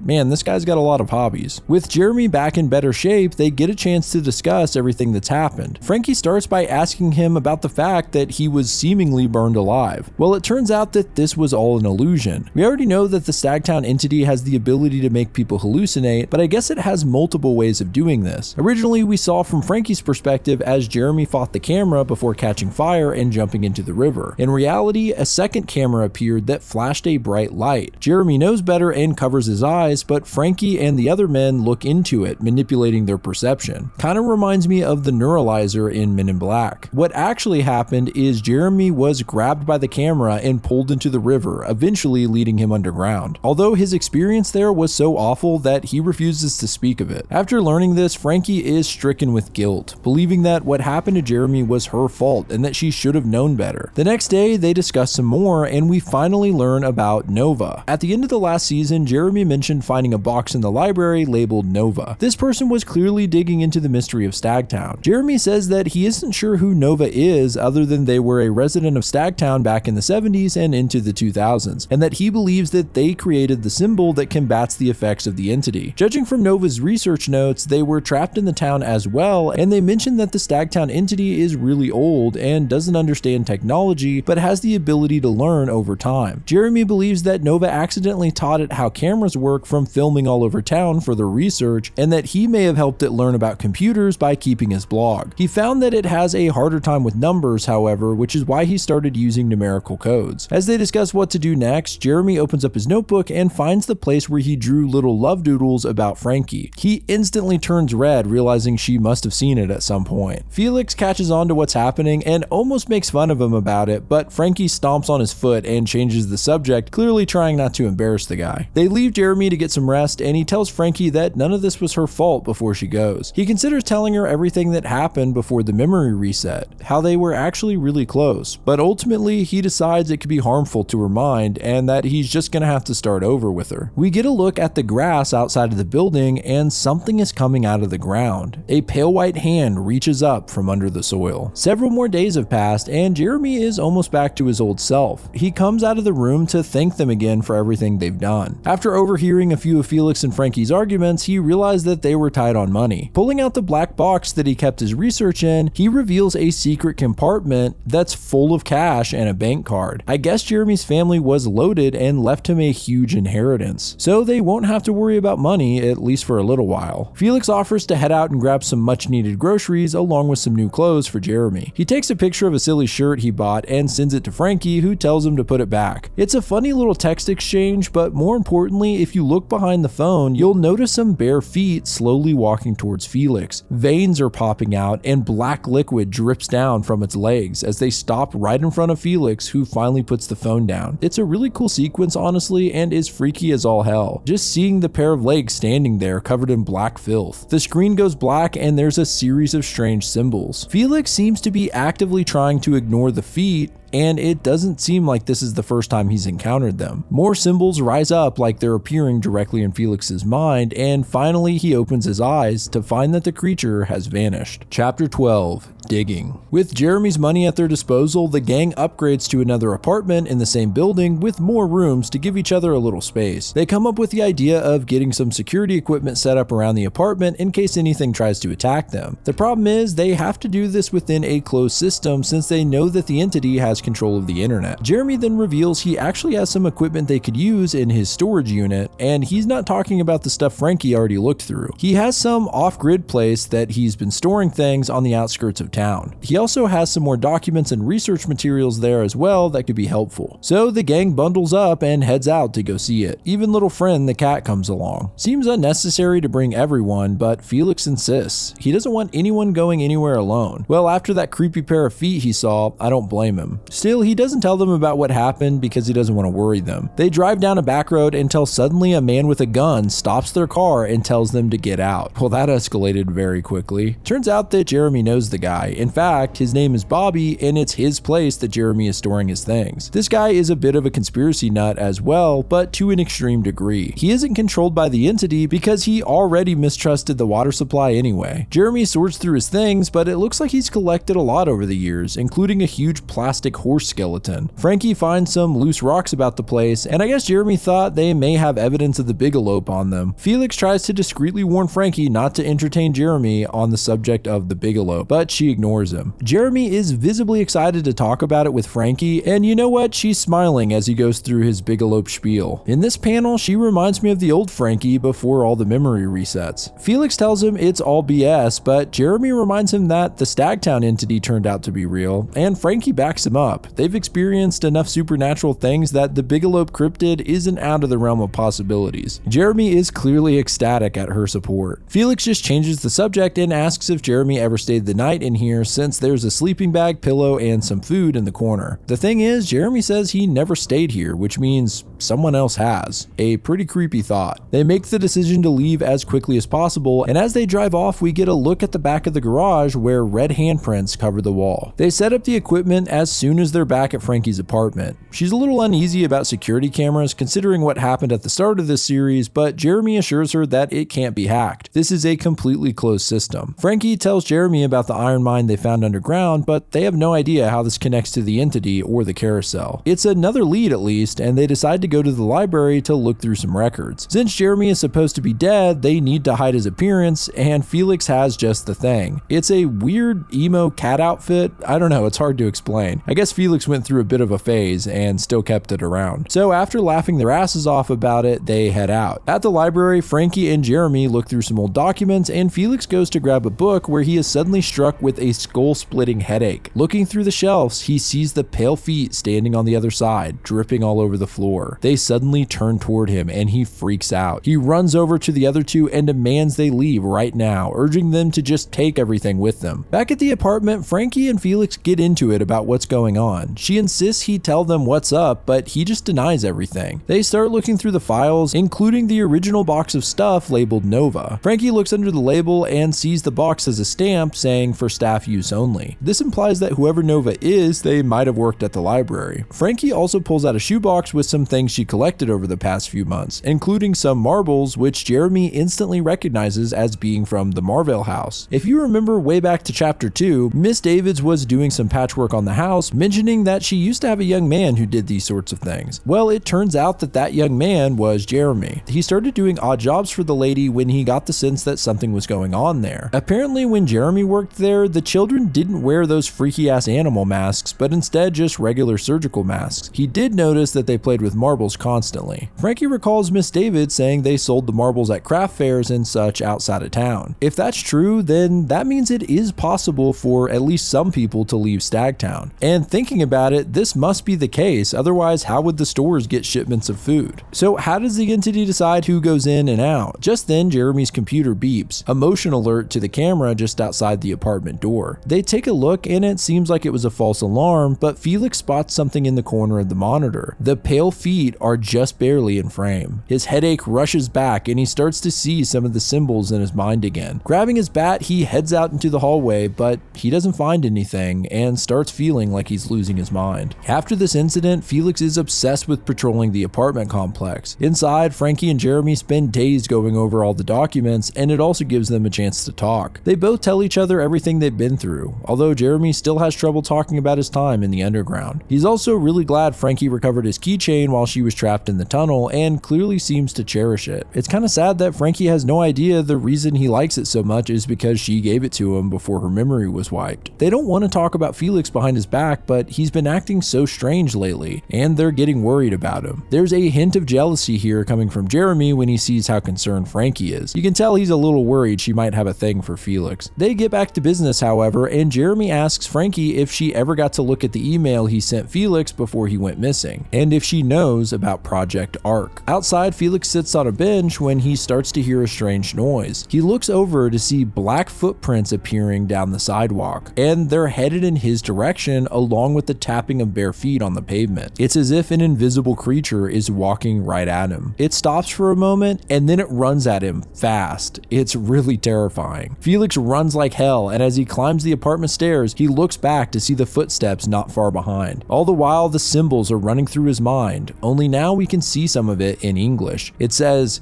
You can't hide anymore. We can see the footsteps climbing the stairs, as well as some handprints, as if this thing is crawling. Felix desperately enters the apartment and slams the door. Outside, we can see a handprint on the other side, and looking down, there are now several sets of footprints and handprints all over the wall. Then one last set of symbols appear saying, "We're already inside." Next, we move into another Remember segment. This one is in the form of a letter from someone named Charles Harris, a Stagtown resident in the 1800s. He writes to his friend Samuel shortly after moving to Stagtown. He tells him that the townspeople are kind and that there's an abundance of wild deer. He ends the letter by stating that he plans to build a carousel in a field behind his house after seeing one in France.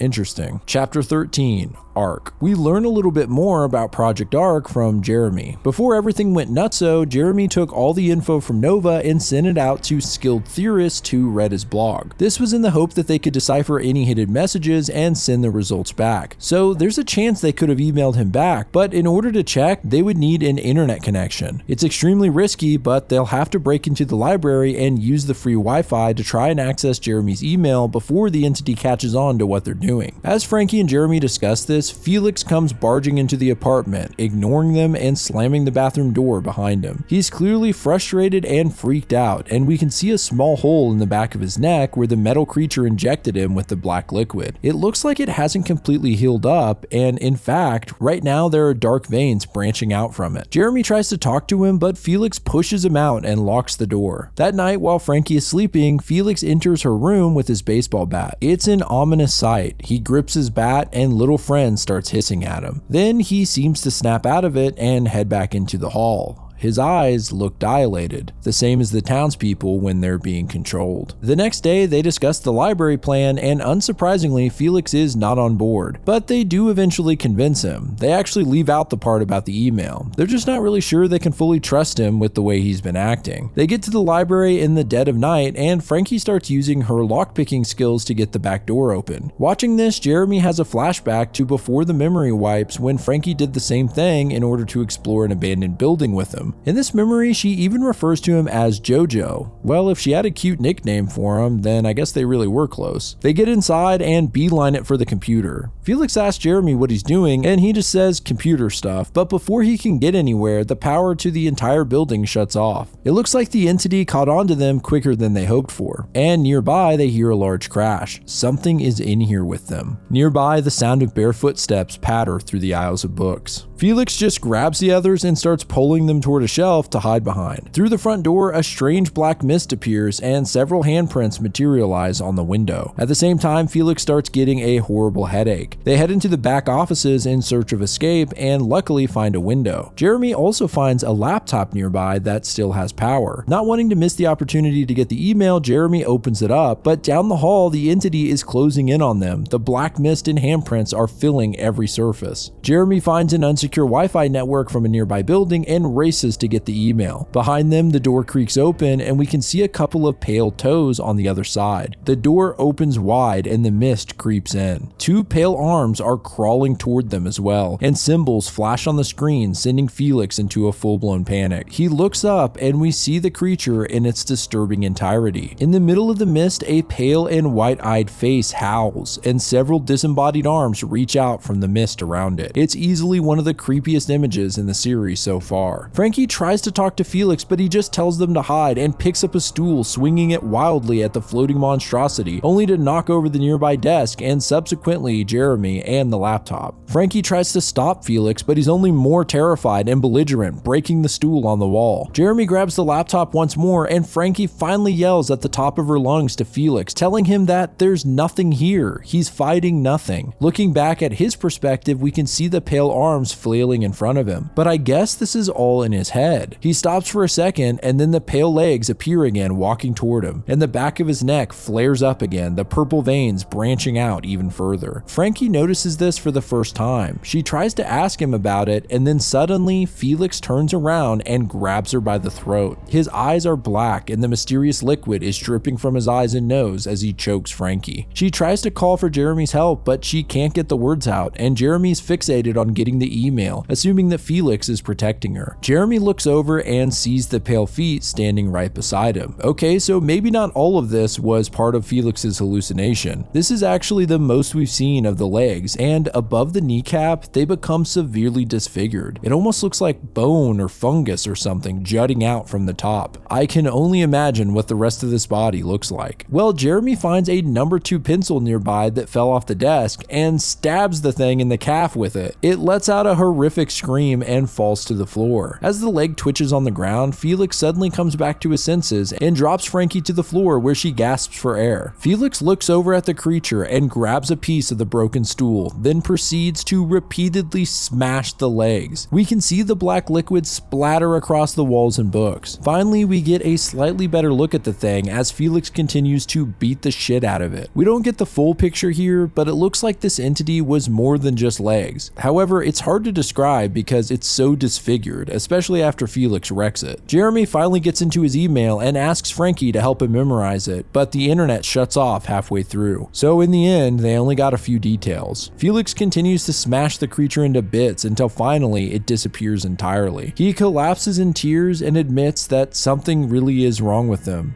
He feels sick. Back at the apartment, it's a little awkward. Frankie is holding a bag of ice to her bruised neck, and Felix is apologizing profusely, but she doesn't hold it against him. Instead, she says that they need to stop blaming themselves when it's the entity that's doing all of this. They discuss the mark on Felix's neck and theorize that the fluid is still in him and can control him to a limited degree. Worst of all, it seems it's growing stronger every day. They don't know what to do about it, and Frankie mentions that the only thing that this black stuff seems to be afraid of is fire. At the sound of this, Felix suddenly jumps to his feet and runs to the kitchen where he grabs a piece of paper and some matches. He then rushes into the bathroom and locks the door behind him. He lights the paper on fire and presses it against the back of his neck, burning himself in the process. Immediately, the black liquid pours from his eyes and mouth, and he starts vomiting into the sink. As he does this, Frankie picks the lock on the bathroom door, and they find him collapsed on the ground. It was a crazy act on Felix's part, but it does seem that he forced it out of his body. Chapter 14.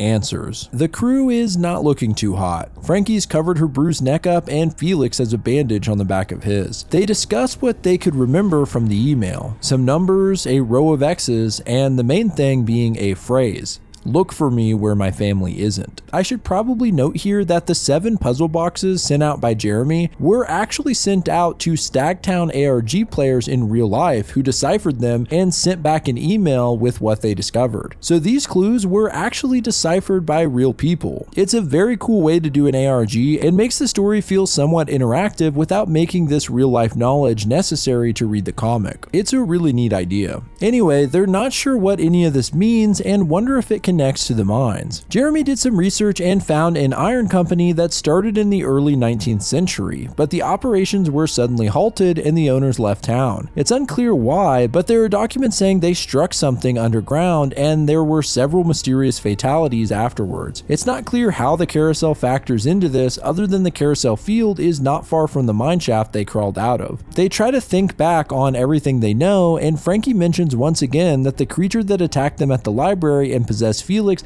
didn't seem to want to kill them. Maybe its strategy is just to lower their morale and isolate them by finding their biggest weaknesses. But that still doesn't answer why. They need to find more clues about Nova, who's likely dead at this point. Frankie suggests, since the clue mentioned family, that they look at the cemetery. It seems to be a dead end, no pun intended, but while Felix and Jeremy argue over what the numbers from the email mean, Frankie notices something. A large family crypt with the name Lillian Overton on it. She uses her hand to cover up parts of the name, singling out 4 letters. Nova. So the label on the box was just the middle of the name, the rest having been torn off. It also fits the clue, look for me where my family isn't. This is a family crypt, yet it only has one name on it. After arguing over the ethics of entering someone's grave, Frankie takes a look at the lock on the doors. She can't pick it because, weirdly enough, it's fake. In fact, the doors are not meant to be opened at all. So they investigate the rest of the structure and find a door-shaped indentation on the back. A along with 3 circular flower designs. Frankie tries turning one and finds that the tops come loose and inside are 3 dials. It seems that this is what the numbers might be for. She gets the digits from Jeremy and moves the dials accordingly. Then a secret door opens up. As it does, a strange bent piece of metal falls on the ground. Not sure if it's important, Frankie grabs it and they enter. However, finding the door was only the first part of the puzzle. Inside on the floor, there are 3 giant circles with rings of symbols inside. In the middle of each circle, patterns are cut into the concrete. After looking over it for a while, Jeremy asks Frankie for the metal thing that fell out of the door and finds that it fits into the slits in the middle of each circle. It can then be used to spin them. They also find that amongst the symbols on each circle are X's. Remembering the 3 X's from the email, they turn each circle till the arrow points to the X's and it works. The floor opens up to a hatch. I hope that all made sense if you're just listening. It's hard to explain puzzles like that without the actual visuals. But anyway, with nothing to lose, the gang heads underground and finally we get some answers. I guess I should have expected that, seeing how it's the name of the chapter. They drop into what looks like a study of sorts. There's books and notes everywhere, and the walls are lined with red strings set in weird patterns. Felix finds a framed photo nearby of who they believe must be Nova, aka Lillian Overton. They also find an old tape recorder with a note simply saying, "Play me." They pop it on and we get an audio log from Nova. She explains that she came to Stagtown ages ago but found herself unable to leave. She tells of her struggles with the entity and how she doesn't think she'll ever make it out, even though she promised her mom she'd see her again. Well, there's some sadness I didn't expect to experience. She says that if someone is listening, then they'll likely know about the carousel. It calls to her, asking for her help. Eventually, she was led to the carousel and then underneath, where she encountered the entity. She describes it like a churning, raging rat's nest. It offered her a deal to help it, and in return, the rest of Stagtown would be spared. Too tired to keep trying to fight it, she agreed. Shortly after the recording, she plans on heading downriver and into the caves to find it once more, and hopefully end the madness.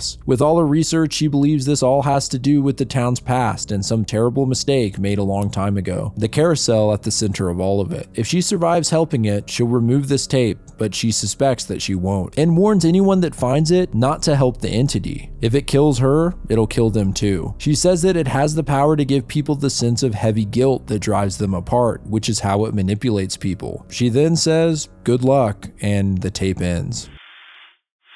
Chapter 15, Lockdown. They take everything they can carry from Nova's secret study along with the red string, which Nova claims the entity hates. Felix even uses some to make bracelets for the crew and a collar for Littles, of course. After looking through Nova's notes, Jeremy finds a lot of religious iconography but can't quite connect it back to the carousel. They do confirm that Nova created the eye symbol and even find drafts of it before she came up with the final design. Next to these is a note that reads, "Guilt haunts an innocent soul." As they discuss what this could mean, the electricity goes out in the entire building, which means they no longer have a security system and can't monitor the cameras. The city tells them it's a power outage and may be down for a few weeks, but they know this isn't a coincidence and that the entity is after them. They now have no security and most of their refrigerated food has gone to waste. They paint Nova's symbols in red all over the apartment, hoping it'll protect them, but they have another big problem as well. The ATMs in town have stopped working, so Jeremy can't get any more money out. On top of that, the shops refuse to run it, saying that the entire town's internet is down. People seemed concerned about all of this at first, but the entity still has control, and people just go on like nothing happened. After days of this, the situation is getting pretty desperate. At this point, they're running out of cash and could get evicted for not paying rent. Plus, food is an ever-present issue.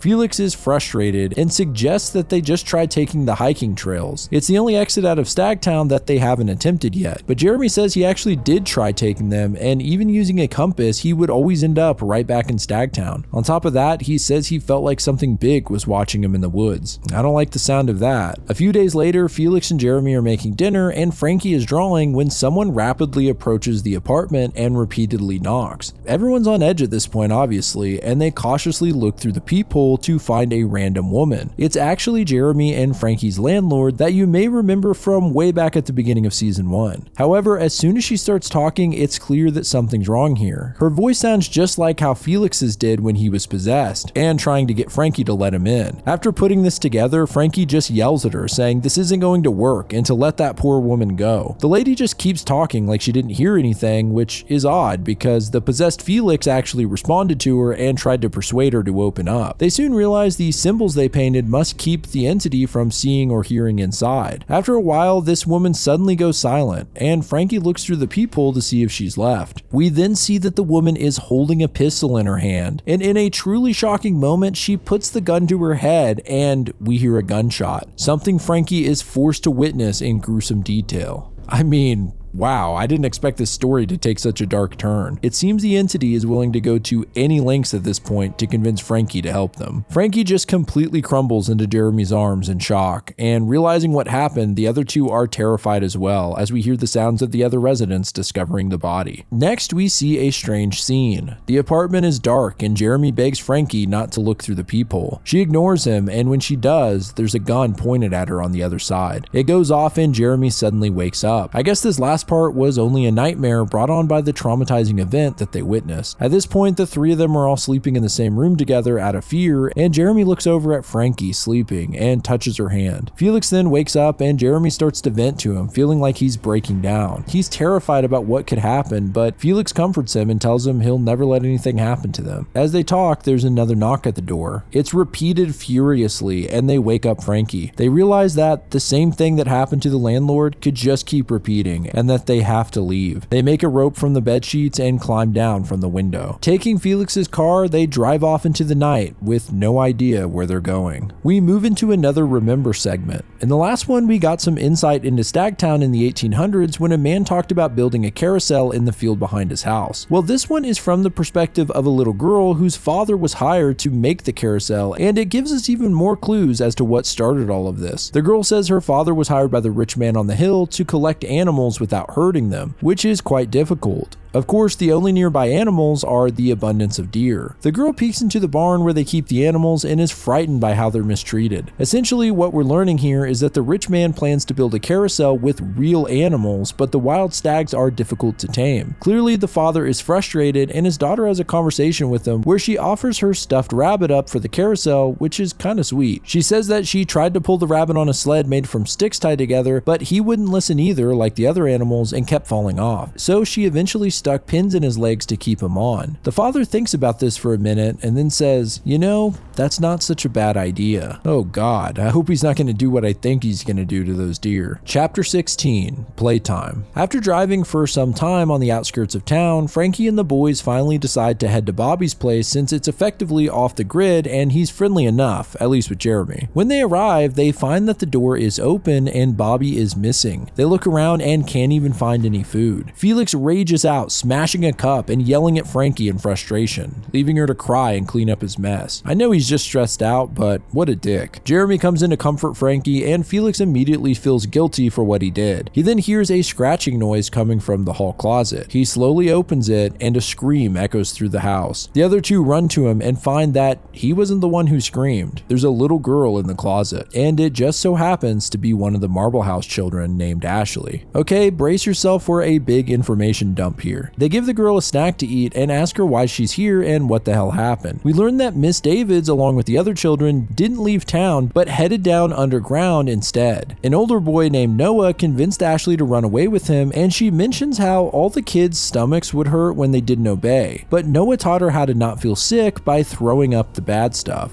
Something Felix can relate to. Clearly, she's talking about the black goop from underground. She says that they tried to go to Frankie's apartment since she was the only adult that they knew, but she wasn't there. After wandering around for a while, they eventually found Bobby's garage and hid out in there, which explains why the gang found the sleeping bag when they were retrieving Jeremy's things. One day they saw that Bobby had left and she looked inside for food. She goes on to explain that a big thing attacked them. She simply describes it as big and scary and says that it attacked Noah, but that they had some honey still, which helped. It seems like it's the same honey that kept Jeremy alive in the underground, and that it has some healing qualities, or at least can stabilize the effects of the entity's control. We also learned that Noah is still in the shed. After he got hit really bad by the creature, he told Ashley to leave him there to rest, and she says that all he does is sleep now. Oh god. Hearing this, they enter the garage and look around for him. In the corner where the sleeping bag was, they do find the boy Noah, but judging by their reaction, he's dead. Yet another sad moment I wasn't expecting at this point. Frankie quickly puts on a happy face and tells Ashley to go along with Felix while her and Jeremy bring Noah to a hospital. In reality, they're forced to bury the boy in the backyard. Jeremy pulls out a bottle of liquor, and they can only bring themselves to do it after having a few drinks. Inside, Felix plays finger puppets with Ashley to distract her, while outside, Jeremy and Frankie have finished the job. They even put a cross over the boy's grave tied together by a red string. At this point, the two are a little drunk and cynical. Now they have another mouth to feed and still no food. Eventually, they think they'll just have to steal some. Later inside, Jeremy asks Ashley more about the honey and how it ended up with him in the underground. She says that the black stuff told her what happened to Jeremy, and Miss Davids told him that he was sleeping down there just in case he changes his mind, so she sent the kids down to him to give him honey. Ashley tried to tell Frankie about Jeremy, but her stomach would hurt if she tried, so she drew a picture for her instead. So in retrospect, the disturbing drawing of what looked like Jeremy's death was actually Ashley trying to show Frankie that Jeremy was safe underground. Even after Miss Davids and the other kids left, Ashley and Noah continued bringing the honey to Jeremy. She says it's because he was so nice to them when he worked at the house. This whole thing does seem to confirm that the entity was keeping Jeremy alive temporarily, and that it can only use a certain kind of person to become its helper, Jeremy being a candidate. Frankie cuts in and asks Ashley something. How did she even know that Frankie knew Jeremy, since she never mentioned him while working at the house? Ashley starts to answer, but Jeremy cuts her off, saying that he needs to be the one who tells them this. He believes that the helper that the entity needs must be an outsider, someone not from Stagtown. He tells her about how he actually met her when she first arrived in Stagtown, and that was years ago now. Frankie's actually years older than she thinks she is from all the memory wipes, and the biggest revelation of all, she's not from here. When she first met Jeremy, she said she had never been to Stagtown. As Jeremy tells her this, Frankie and Felix experience sudden and horrible headaches, seeing visions of the carousel in the process. Jeremy gives them both some of the honey, and it actually does seem to help, nullifying the effects. Jeremy is guilty, saying he should have never risked telling them this. He just wanted Frankie to remember so badly. Unfortunately, she doesn't regain any of her actual memories as a result, but Frankie tells Jeremy it's okay. She doesn't want to talk about her past anymore anyway, and they just need to focus on the task at hand. She asks the girl if the entity has any weaknesses, and she doesn't think so, but she does say that if you feel guilty about things you've done, it'll get you. But it's okay because you can get someone to eat the bad guilt and you'll feel better. They stare at her like, what the hell are you talking about, kid? But surprisingly, Jeremy backs her up, saying she must be talking about a sin eater. This was an ongoing practice between the 17th and 19th century. Back in the day when someone died, the family could call a sin eater and make them eat a small loaf of bread over the dead body. Supposedly, they ate the sins of the dead person, leaving their soul free to go to heaven. The sin eaters were usually poor outcasts struggling to survive and would do this ritual just to get some food and a small payment. This is a completely real practice, by the way. Frankie is shocked that Ashley would even know about this, and Ashley says Miss Davids told them about it because it was important to their mission in helping find a special person for the entity. She also mentions the marbles that Miss Davids had them make. Jeremy asks if she has one, and he has Felix try to break it open. Sure enough, the marble breaks, and inside, black goo pours out. So the entity forced the kids to make marbles, and then Miss Davids would sell them outside of town to hopefully draw people in as potential helpers. Okay, I know this has been a dense chapter, but I just couldn't spare any details here, as everything this little girl is telling them is major to the Stagtown mystery and the truth behind what the entity wants. Later, Frankie finds Jeremy sad outside and asks him how long they've known each other. The reason she brushed it off earlier was she didn't want to know about all the time that she's lost, but it seems like she probably should. She starts rambling, wondering what type of person she was before, but as she does, tears well up in Jeremy's eyes. When she finally notices, Frankie tells him it's okay, it's not your fault, and not to blame himself for anything, but he cuts her off, saying it's not about that. He gives her a huge hug and talks about how bad it was when he lost her. She forgot him and probably won't ever get those memories back. It hurts so much losing her, and he just misses her. She tells him that he's wrong. strong. He hasn't lost her and that he's not alone. Then she kisses him on the cheek and we can see his face turn red. Alright, so maybe Frankie has some feelings for Jeremy as well. They get up to head inside and Frankie finds the saucer keychain on the ground. She hands it to Jeremy and asks where he got it anyway. He just replies that it was a gift from someone very special.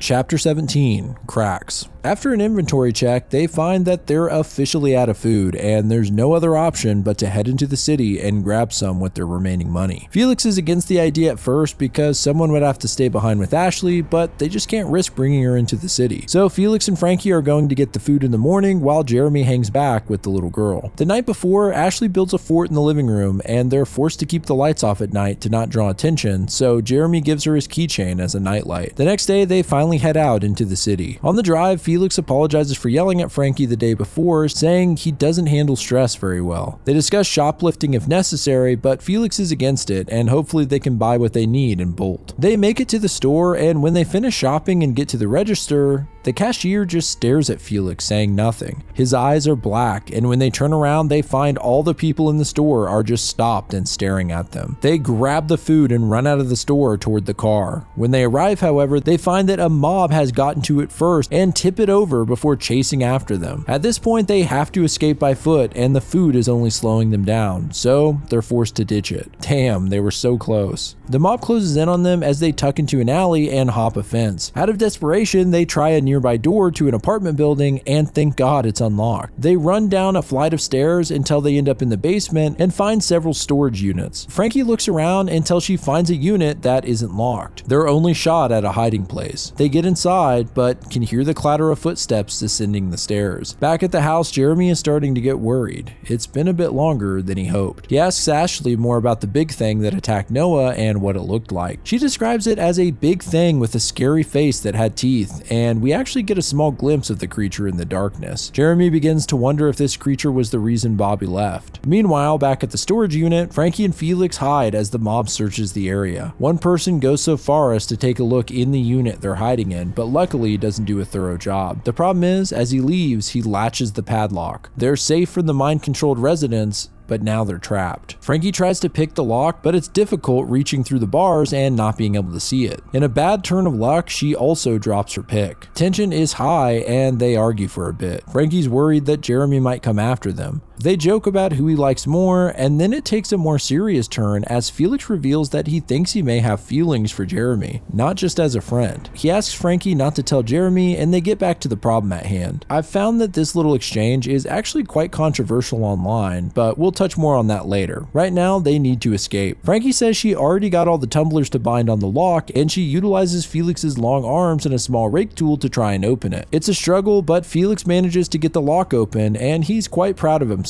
We move into another Remember segment, and this time we get some major revelations regarding the carousel and what went wrong. Thankfully, the animals aren't nailed down to the carousel, but they are fixed to it using metal shackles screwed into the floor, as well as muzzles that are fastened to the wall to keep their heads straight. We see the carousel from the deer's perspective, being spun around against their will and unable to move, their eyes wide and legs shaking. It's pretty barbaric and sad to think about. Worst of all, the animals are kept there overnight while the partygoers get drunk inside. Wolves begin to approach from the forest, and the next day, everyone finds a horrific sight at the carousel. The deer were slaughtered and eaten by the wolves. There's blood covering the field. These sons of bitches basically made rotisserie chicken for the wolves. The poor animals were locked in place and couldn't even try to run. It's pretty awful. After the carousel incident, Stagtown suffered a terrible drought, and the crops began to dry up. The townspeople braced themselves for a difficult winter and couldn't help but wonder if this was punishment for the sins committed against God's creatures. Was it judgment being cast on the foolish rich man on the hill? But the people kept quiet about it, not wanting to anger the rich man who helped build up the town so much with his wealth. However, as time went on, things only got worse. Animals became hard to catch, and there was a total absence of deer in the forest that once littered the area.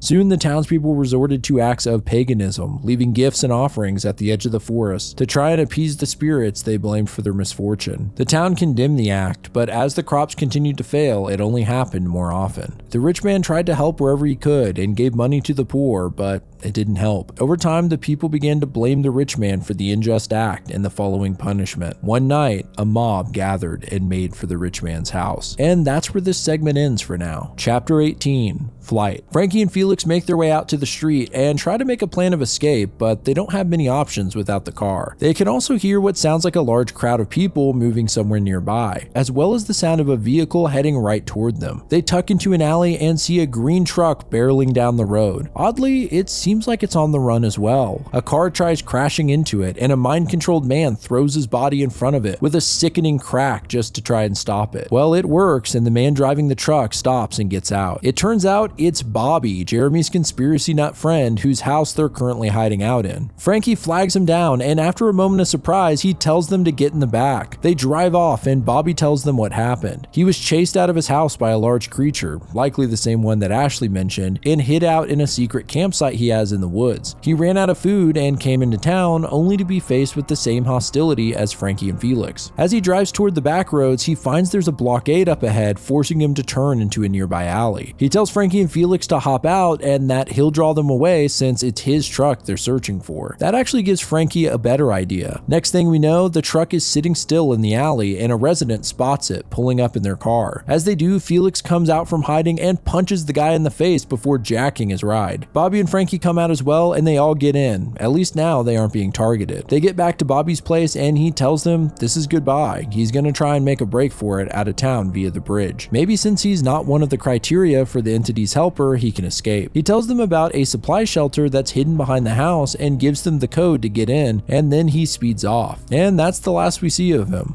Bye bye Bobby. They rush into the house and find that Jeremy and Ashley are perfectly fine. They tell him to grab their stuff and that they need to move quickly. The mob could show up here at any time. They make their way out back and look around for a sign of the shelter, and as they do, they can hear multiple cars pulling up to the house. They see an unusual rock formation and frantically look around until they finally spot a trapdoor. Meanwhile, the mob is wrecking Bobby's house, searching for them, and eventually they start making their way to look around outside. Luckily, this is just as everyone has gotten into the trapdoor safely. They turn the lights on and find it's a fully stocked fallout shelter with beds and plenty of room. This is why it's nice to have a doomsday prepper as a friend. They have everything they need here, at least for a while. Even better, Bobby has a security system hooked up with several cameras watching the house and the trapdoor, all on a closed system so it can't be messed with. They watch the security monitors and hope to God that the possessed townspeople don't spot them. They do get pretty close to the shelter, but eventually turn around and leave. A huge sigh of relief. Now that they can relax for a minute, they look around the shelter more and find some cool stuff, including a bike, which Jeremy informs them is great in a post-apocalyptic scenario since you don't need gas and it doesn't make any noise. They also find some guns, but all the ammo is locked in a safe and they don't have a code to it. Probably a good thing since none of them have any idea how to work a firearm. They're safe for now, but they also don't know what their next move is. At night, Jeremy stays up and watches the monitors for any activity, and Frankie and Felix take inventory of the supplies to see how long they can survive down here. It's only stocked for one person, so they're probably gonna run out of food eventually. While they're alone, Felix brings up his feelings for Jeremy again. I told you we'd get back to this. He starts to vent about it, but Frankie tells him that it's not uncommon for people to get attached to others in incredibly stressful situations. They've all been through a hell of a lot, and it is odd that these feelings seem to have come out of nowhere, so she tells him however he really feels, he's not gonna figure it out while they're in this mess. She tells him to just wait until they're out of Stagtown to think about it with a clear head. Felix agrees, but throws it back at her, questioning her feelings for Jeremy. She loudly interrupts him and just says that she wants a fucking nap. She says she wants to leave this town, go someplace else, and sleep for 3 days straight, and she's not thinking about anything else until after that. After this, Jeremy calls Felix and Frankie over and they take a look at the monitors. He points to the upper right camera and a huge black figure seems to pass by, but it's hard to make out. It seems like it's searching for them around the house, and little friend starts growling.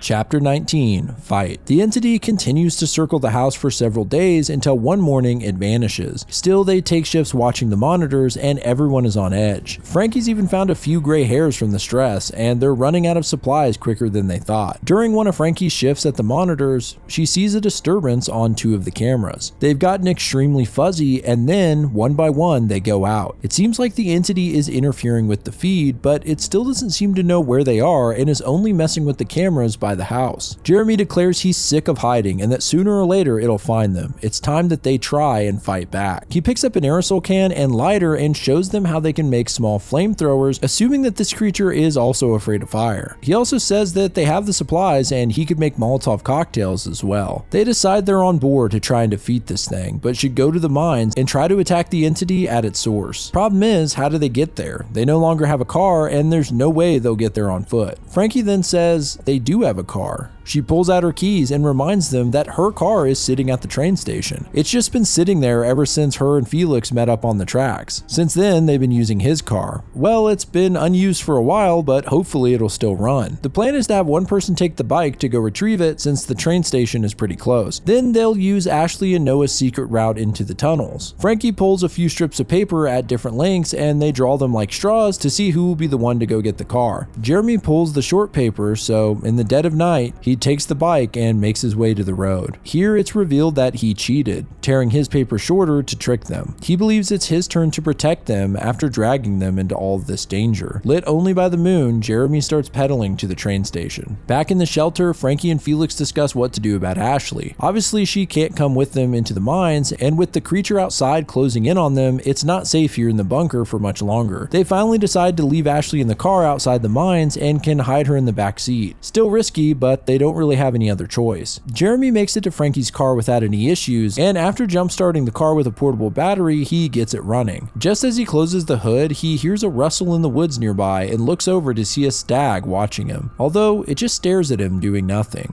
He slowly gets in the car and starts driving back to the shelter. Meanwhile, Frankie tells Ashley the plan, and the little girl just point blank asks her if they're gonna die. Frankie tells her no one's gonna die, but Ashley just shoots back saying that it already killed Noah. Yeah, I guess this girl isn't as naive as they thought, and she knew that they didn't take Noah to the hospital. Frankie hugs her and tells her she's sorry that she has to deal with all of this and that she deserves a normal life. She reassures her that she'll be okay in the car and that little friend will be with her to protect her. Just then, Felix spots something on the remaining 2 cameras. The huge entity has shown back up and is dangerously close to the shelter. It disappears for a moment and they think maybe it left again, but suddenly it pops back up looking straight into the camera and screaming. That is horrifying, and right after the feed cuts out. Now it for sure knows they're here. Next thing they know, the power shuts off entirely. Up top, Jeremy has made his way back to Bobby's and is now on foot heading toward the shelter. Little does he know he's going right into a trap. Just as he closes in on the trap door, a massive rumbling and howl knocks him to the ground. He looks up and is at a loss for words at what he's seeing. The creature is right in front of him and we finally get a good look at it. It seems like it's composed of the black goo, but with a giant gaping mouth and large human teeth. Inside the creature's throat, there are several arms hanging out of its flesh. Are these his previous victims?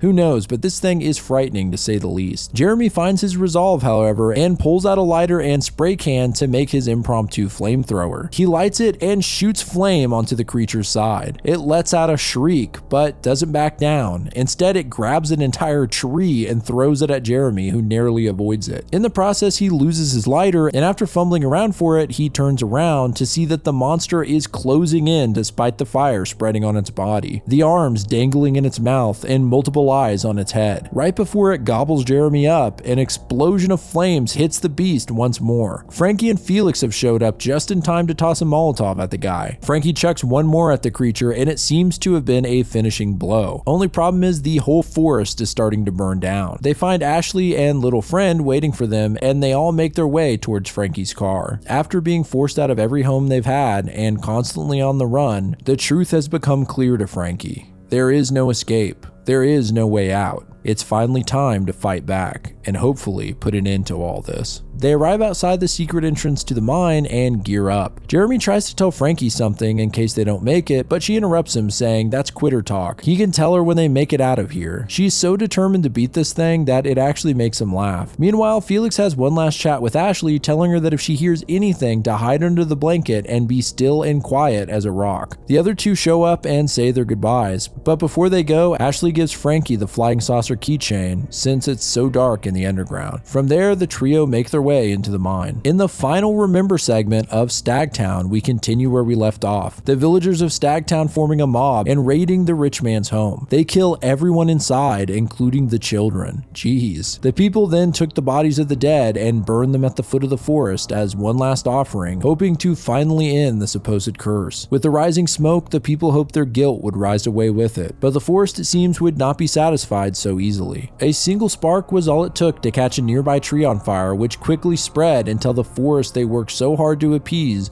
burned to the ground. Talk about a backfire. Months passed and eventually a stranger showed up, one who would for some small amount consume the crimes of the dead and let them ascend to heaven while he sank lower to hell. A sin eater, carrying the sins of hundreds, maybe thousands. But the town decided they could use him. They dug up the burned bodies of the rich family and told the man that they died from disease. On their caskets, they lay some drink, some bread, and a measly sum of coins. However, the sin eater knew better. The stench of months-old decay was all around, and it was clear that this family had not died recently. He refused to eat their sins, but the townspeople wouldn't have it. Their guilt rose up until the angry mob killed the sin eater, which only led to more guilt. They were out of chances, and over time the people all died. But beneath the soil, deep down, their souls still raged and wept. Guilt and despair still pooling like a foul black substance. Many years later, Stagtown built a new carousel. This is the end of the Remember segment, but now we have most of the backstory as to how all of this began.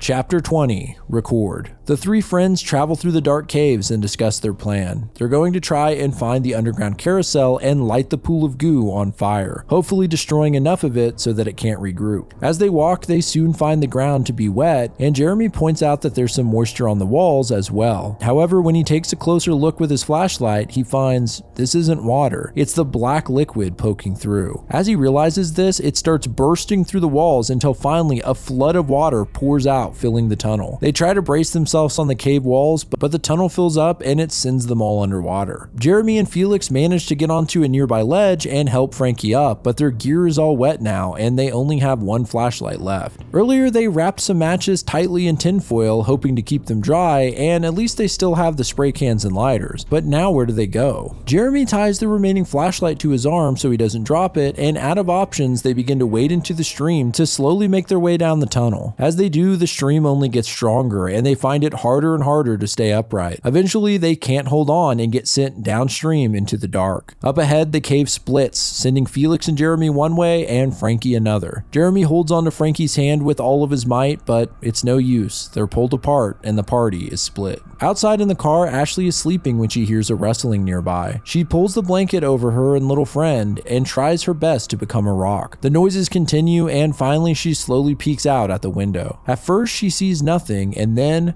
a person appears glaring in. It's pretty creepy and feels right out of a horror film. Back in the caves, Frankie finds herself in the dark, alone and crying. She pulls out Jeremy's keychain from her pocket and lights it up. But when she sees it, she only breaks down even further, telling herself she can't do this. As she cries, she looks up and sees a glimmering in the dark. She looks over and finds an old tape recorder, much like what Nova used to record her message. However, when she presses play, she doesn't hear Nova's voice, but her own. As the tape plays, we get a flashback of Frankie as she recorded it. She's got shorter hair and specifically mentions Jeremy, calling him Jojo, so it's clear that this is Frankie before any of the memory wipes. She says she's recording on an analog tape recorder because Jeremy taught her not to use digital equipment since the paranormal can interfere with it. It seems she heard about a supernatural hotspot in the woods and stumbled onto this mine shaft. She says Jeremy's birthday is in less than a week, so what better present than to show him this place after scoping it out to make sure it's not blocked off or anything. She says there was a rickety old ladder down the shaft, but she found some footholds on the side to take instead. This is actually an important detail for later. After exploring for a while, Frankie stumbles upon the underground carousel. She freaks out a little bit, but says that Jeremy will be psyched to see this. She approaches the pool at the bottom and finds the black liquid. It springs to life and knocks her on her ass. She drops the tape recorder in the process and runs like hell. We hear whispery voices as it messes with the various buttons, asking, "What is it?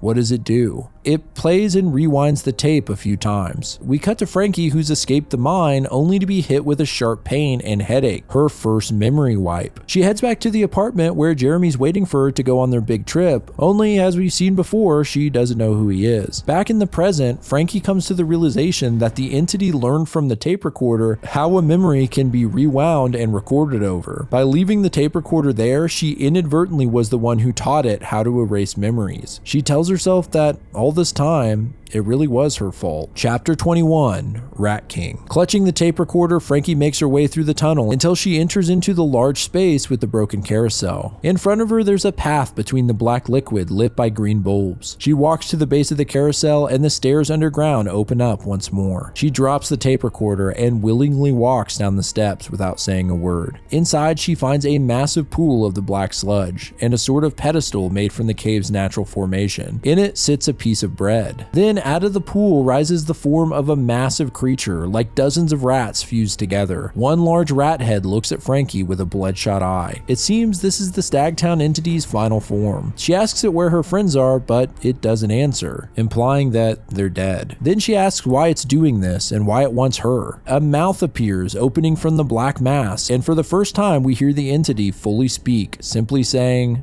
"Very well," as if it's decided to give her an answer. It says that long ago they did something foolish and angered the spirit of the forest. Then they were punished for it. For their amusement, they made the first carousel and left animals to die on it. The forest, in retaliation, filled their lives with misery. It wouldn't accept their apologies and could not be satisfied by offerings. When the Sin Eater refused to help them, they killed him as a sacrifice, but still the forest ignored them. Even after death, it has held them here. Their bodies are gone, but they still remain trapped under the soil.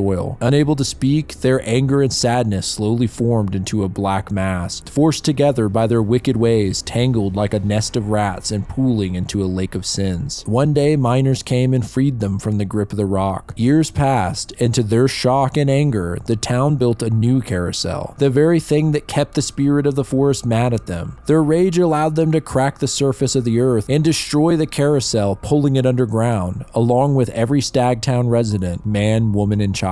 Their souls only joined into the darkness below. Over the years, they thought and thought on how to escape their torment until finally they realized they would have been freed if the Sin Eater had not refused them. So they needed a new Sin Eater to take their guilt. After much persuasion and persistence, they eventually convinced Nova to take on the sacrifice. She ate the Sin Eater's bread, but nothing happened. The ritual failed. So they killed her. After this, they realized that they must replicate the ritual exactly, and they would need a Sin Eater from outside of Stagtown, much like the original Wanderer all those years ago. That's where Frankie came in, the next Sin Eater who will eat their guilt and free them. Frankie then asks the creature what'll happen if she agrees. Will she die? The entity responds saying they have no way of knowing. Frankie then says it's taken everything from her, everyone she cares about. If she's gonna die anyway, there's no reason to help it. Hearing this, the rat looks over, and out of the pool rise Felix and Jeremy. I guess they're not dead after all. But with their lives on the line, it asks her, "Now, are you ready to help?" Felix and Jeremy wake up confused, and the entity presses Frankie again, saying they will die unless she becomes the Sin Eater. Jeremy pleads with Frankie not to do it, saying this is all his fault somehow. Frankie realizes in that moment what's happening, and what's happened all along. It's using their guilt to control them. Frankie proclaims there is no forest god or spirit of the animals, and there never was. Just a terrible incident and a string of bad luck. But they were so afraid they invented something to blame it all on. The only thing holding them here is guilt, because the people of Stagtown refused to take responsibility for what they did. The ritual will never work, not until they admit that they were the ones who messed up. She asks them who she's eating the bread for anyway, who among them is the most guilty. The rat starts to rage at her, but then another rat head pops out and blames the rich man. Another follows after and blames the ones who worked for the man. This continues on as the creature argues with itself amongst the many rat heads. In the meantime, Frankie grips the keychain in her hand and gets an idea. The creature isn't happy about the turmoil she caused and in rage tries to kill her. She dodges and falls to the ground. She quickly cracks open the saucer keychain, exposing its wires and battery, and pulls the tinfoil from the matches out of her pocket. She shoves it into the side of the battery trying to get a spark, but suddenly a huge amount of the sludge drops onto to her, sending the flying saucer out of her hands. The giant rat head moves in on Frankie, ready to devour her, screaming over and over that she's to blame as many eyes appear across its body. It's pretty terrifying. At the same time, the keychain bounces across the ground and lands with a thud, causing a small spark to shoot out. Much like when the people of Stagtown accidentally burned down the forest, all it takes is one spark. It lights up the pool, sending flames up the rat's body as it screeches in agony. It mutates and melts into a disfigured mess as the flames overtake it. And looking closely, you can actually see the faces of the souls amassed inside, crying out in terror. As it burns, it drops Felix and Jeremy, and they get up as the trio run for their lives out of the mine. Behind them, the giant rat screams and tries to eat them all in one last attempt, but crumbles in the process. They make it up the stairs, and we can see the fire spreading out of the entity's lair and onto the rest of the black liquid by the carousel. Remembering their last visit down, they follow the path from before until they get to the mine shaft, but if you remember, the ladder fell down the shaft last time. Frankie then recalls what she said on the tape recorder. There are footholds on the far wall. Wow, Frankie really saved her own ass here. They find the footholds and start climbing, but the burning rat is still trying to chase them down, and the flaming beast howls in the tunnel behind them. They make it to the surface to find burning cracks spreading rapidly across the ground. At this point, they believe the fire is spreading across the whole entity, which is great, except for the fact that they could die in the process. They make it back to the car and see several people on the ground around it. Luckily, Ashley is safe inside. She's obviously scared to death, but she's alive. She says that people showed up and started tapping on the car and tried to get in. It seems that the monster has gotten much weaker and relinquished its control of the people before they got in. Jeremy asks what they should do about them, but Frankie tells them it's not their problem and they need to leave now. They get in the car and Frankie floors it, doing her best to avoid the many cracks spreading all over town. At this point, with all the sinkholes, it looks like the entire town is going to collapse. As they drive, they can see buildings being pulled into the ground, and Frankie drives as fast as she can toward the tunnel. With the monster this weak, she thinks this time they can make it. However, a massive crack is forming right behind them, the entity's last attempt at killing them. Jeremy tells her to turn away from the bridge and avoid the crack, but she's determined as always and puts the pedal to the floor. Chapter 22.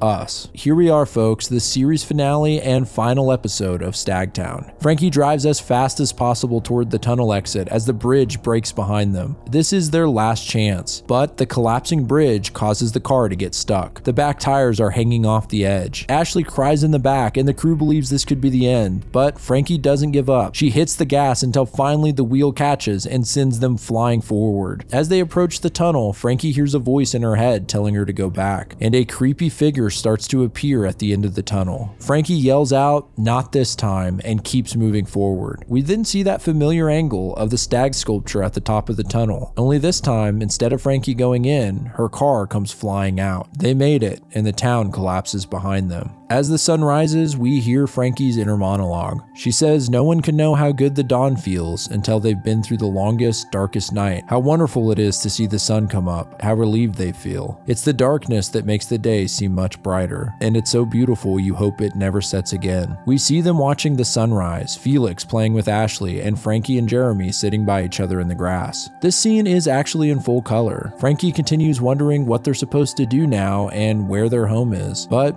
it doesn't matter. Now, they can go anywhere they want. Jeremy holds her close, and they look up at the blue sky. And that is the end of Stagtown.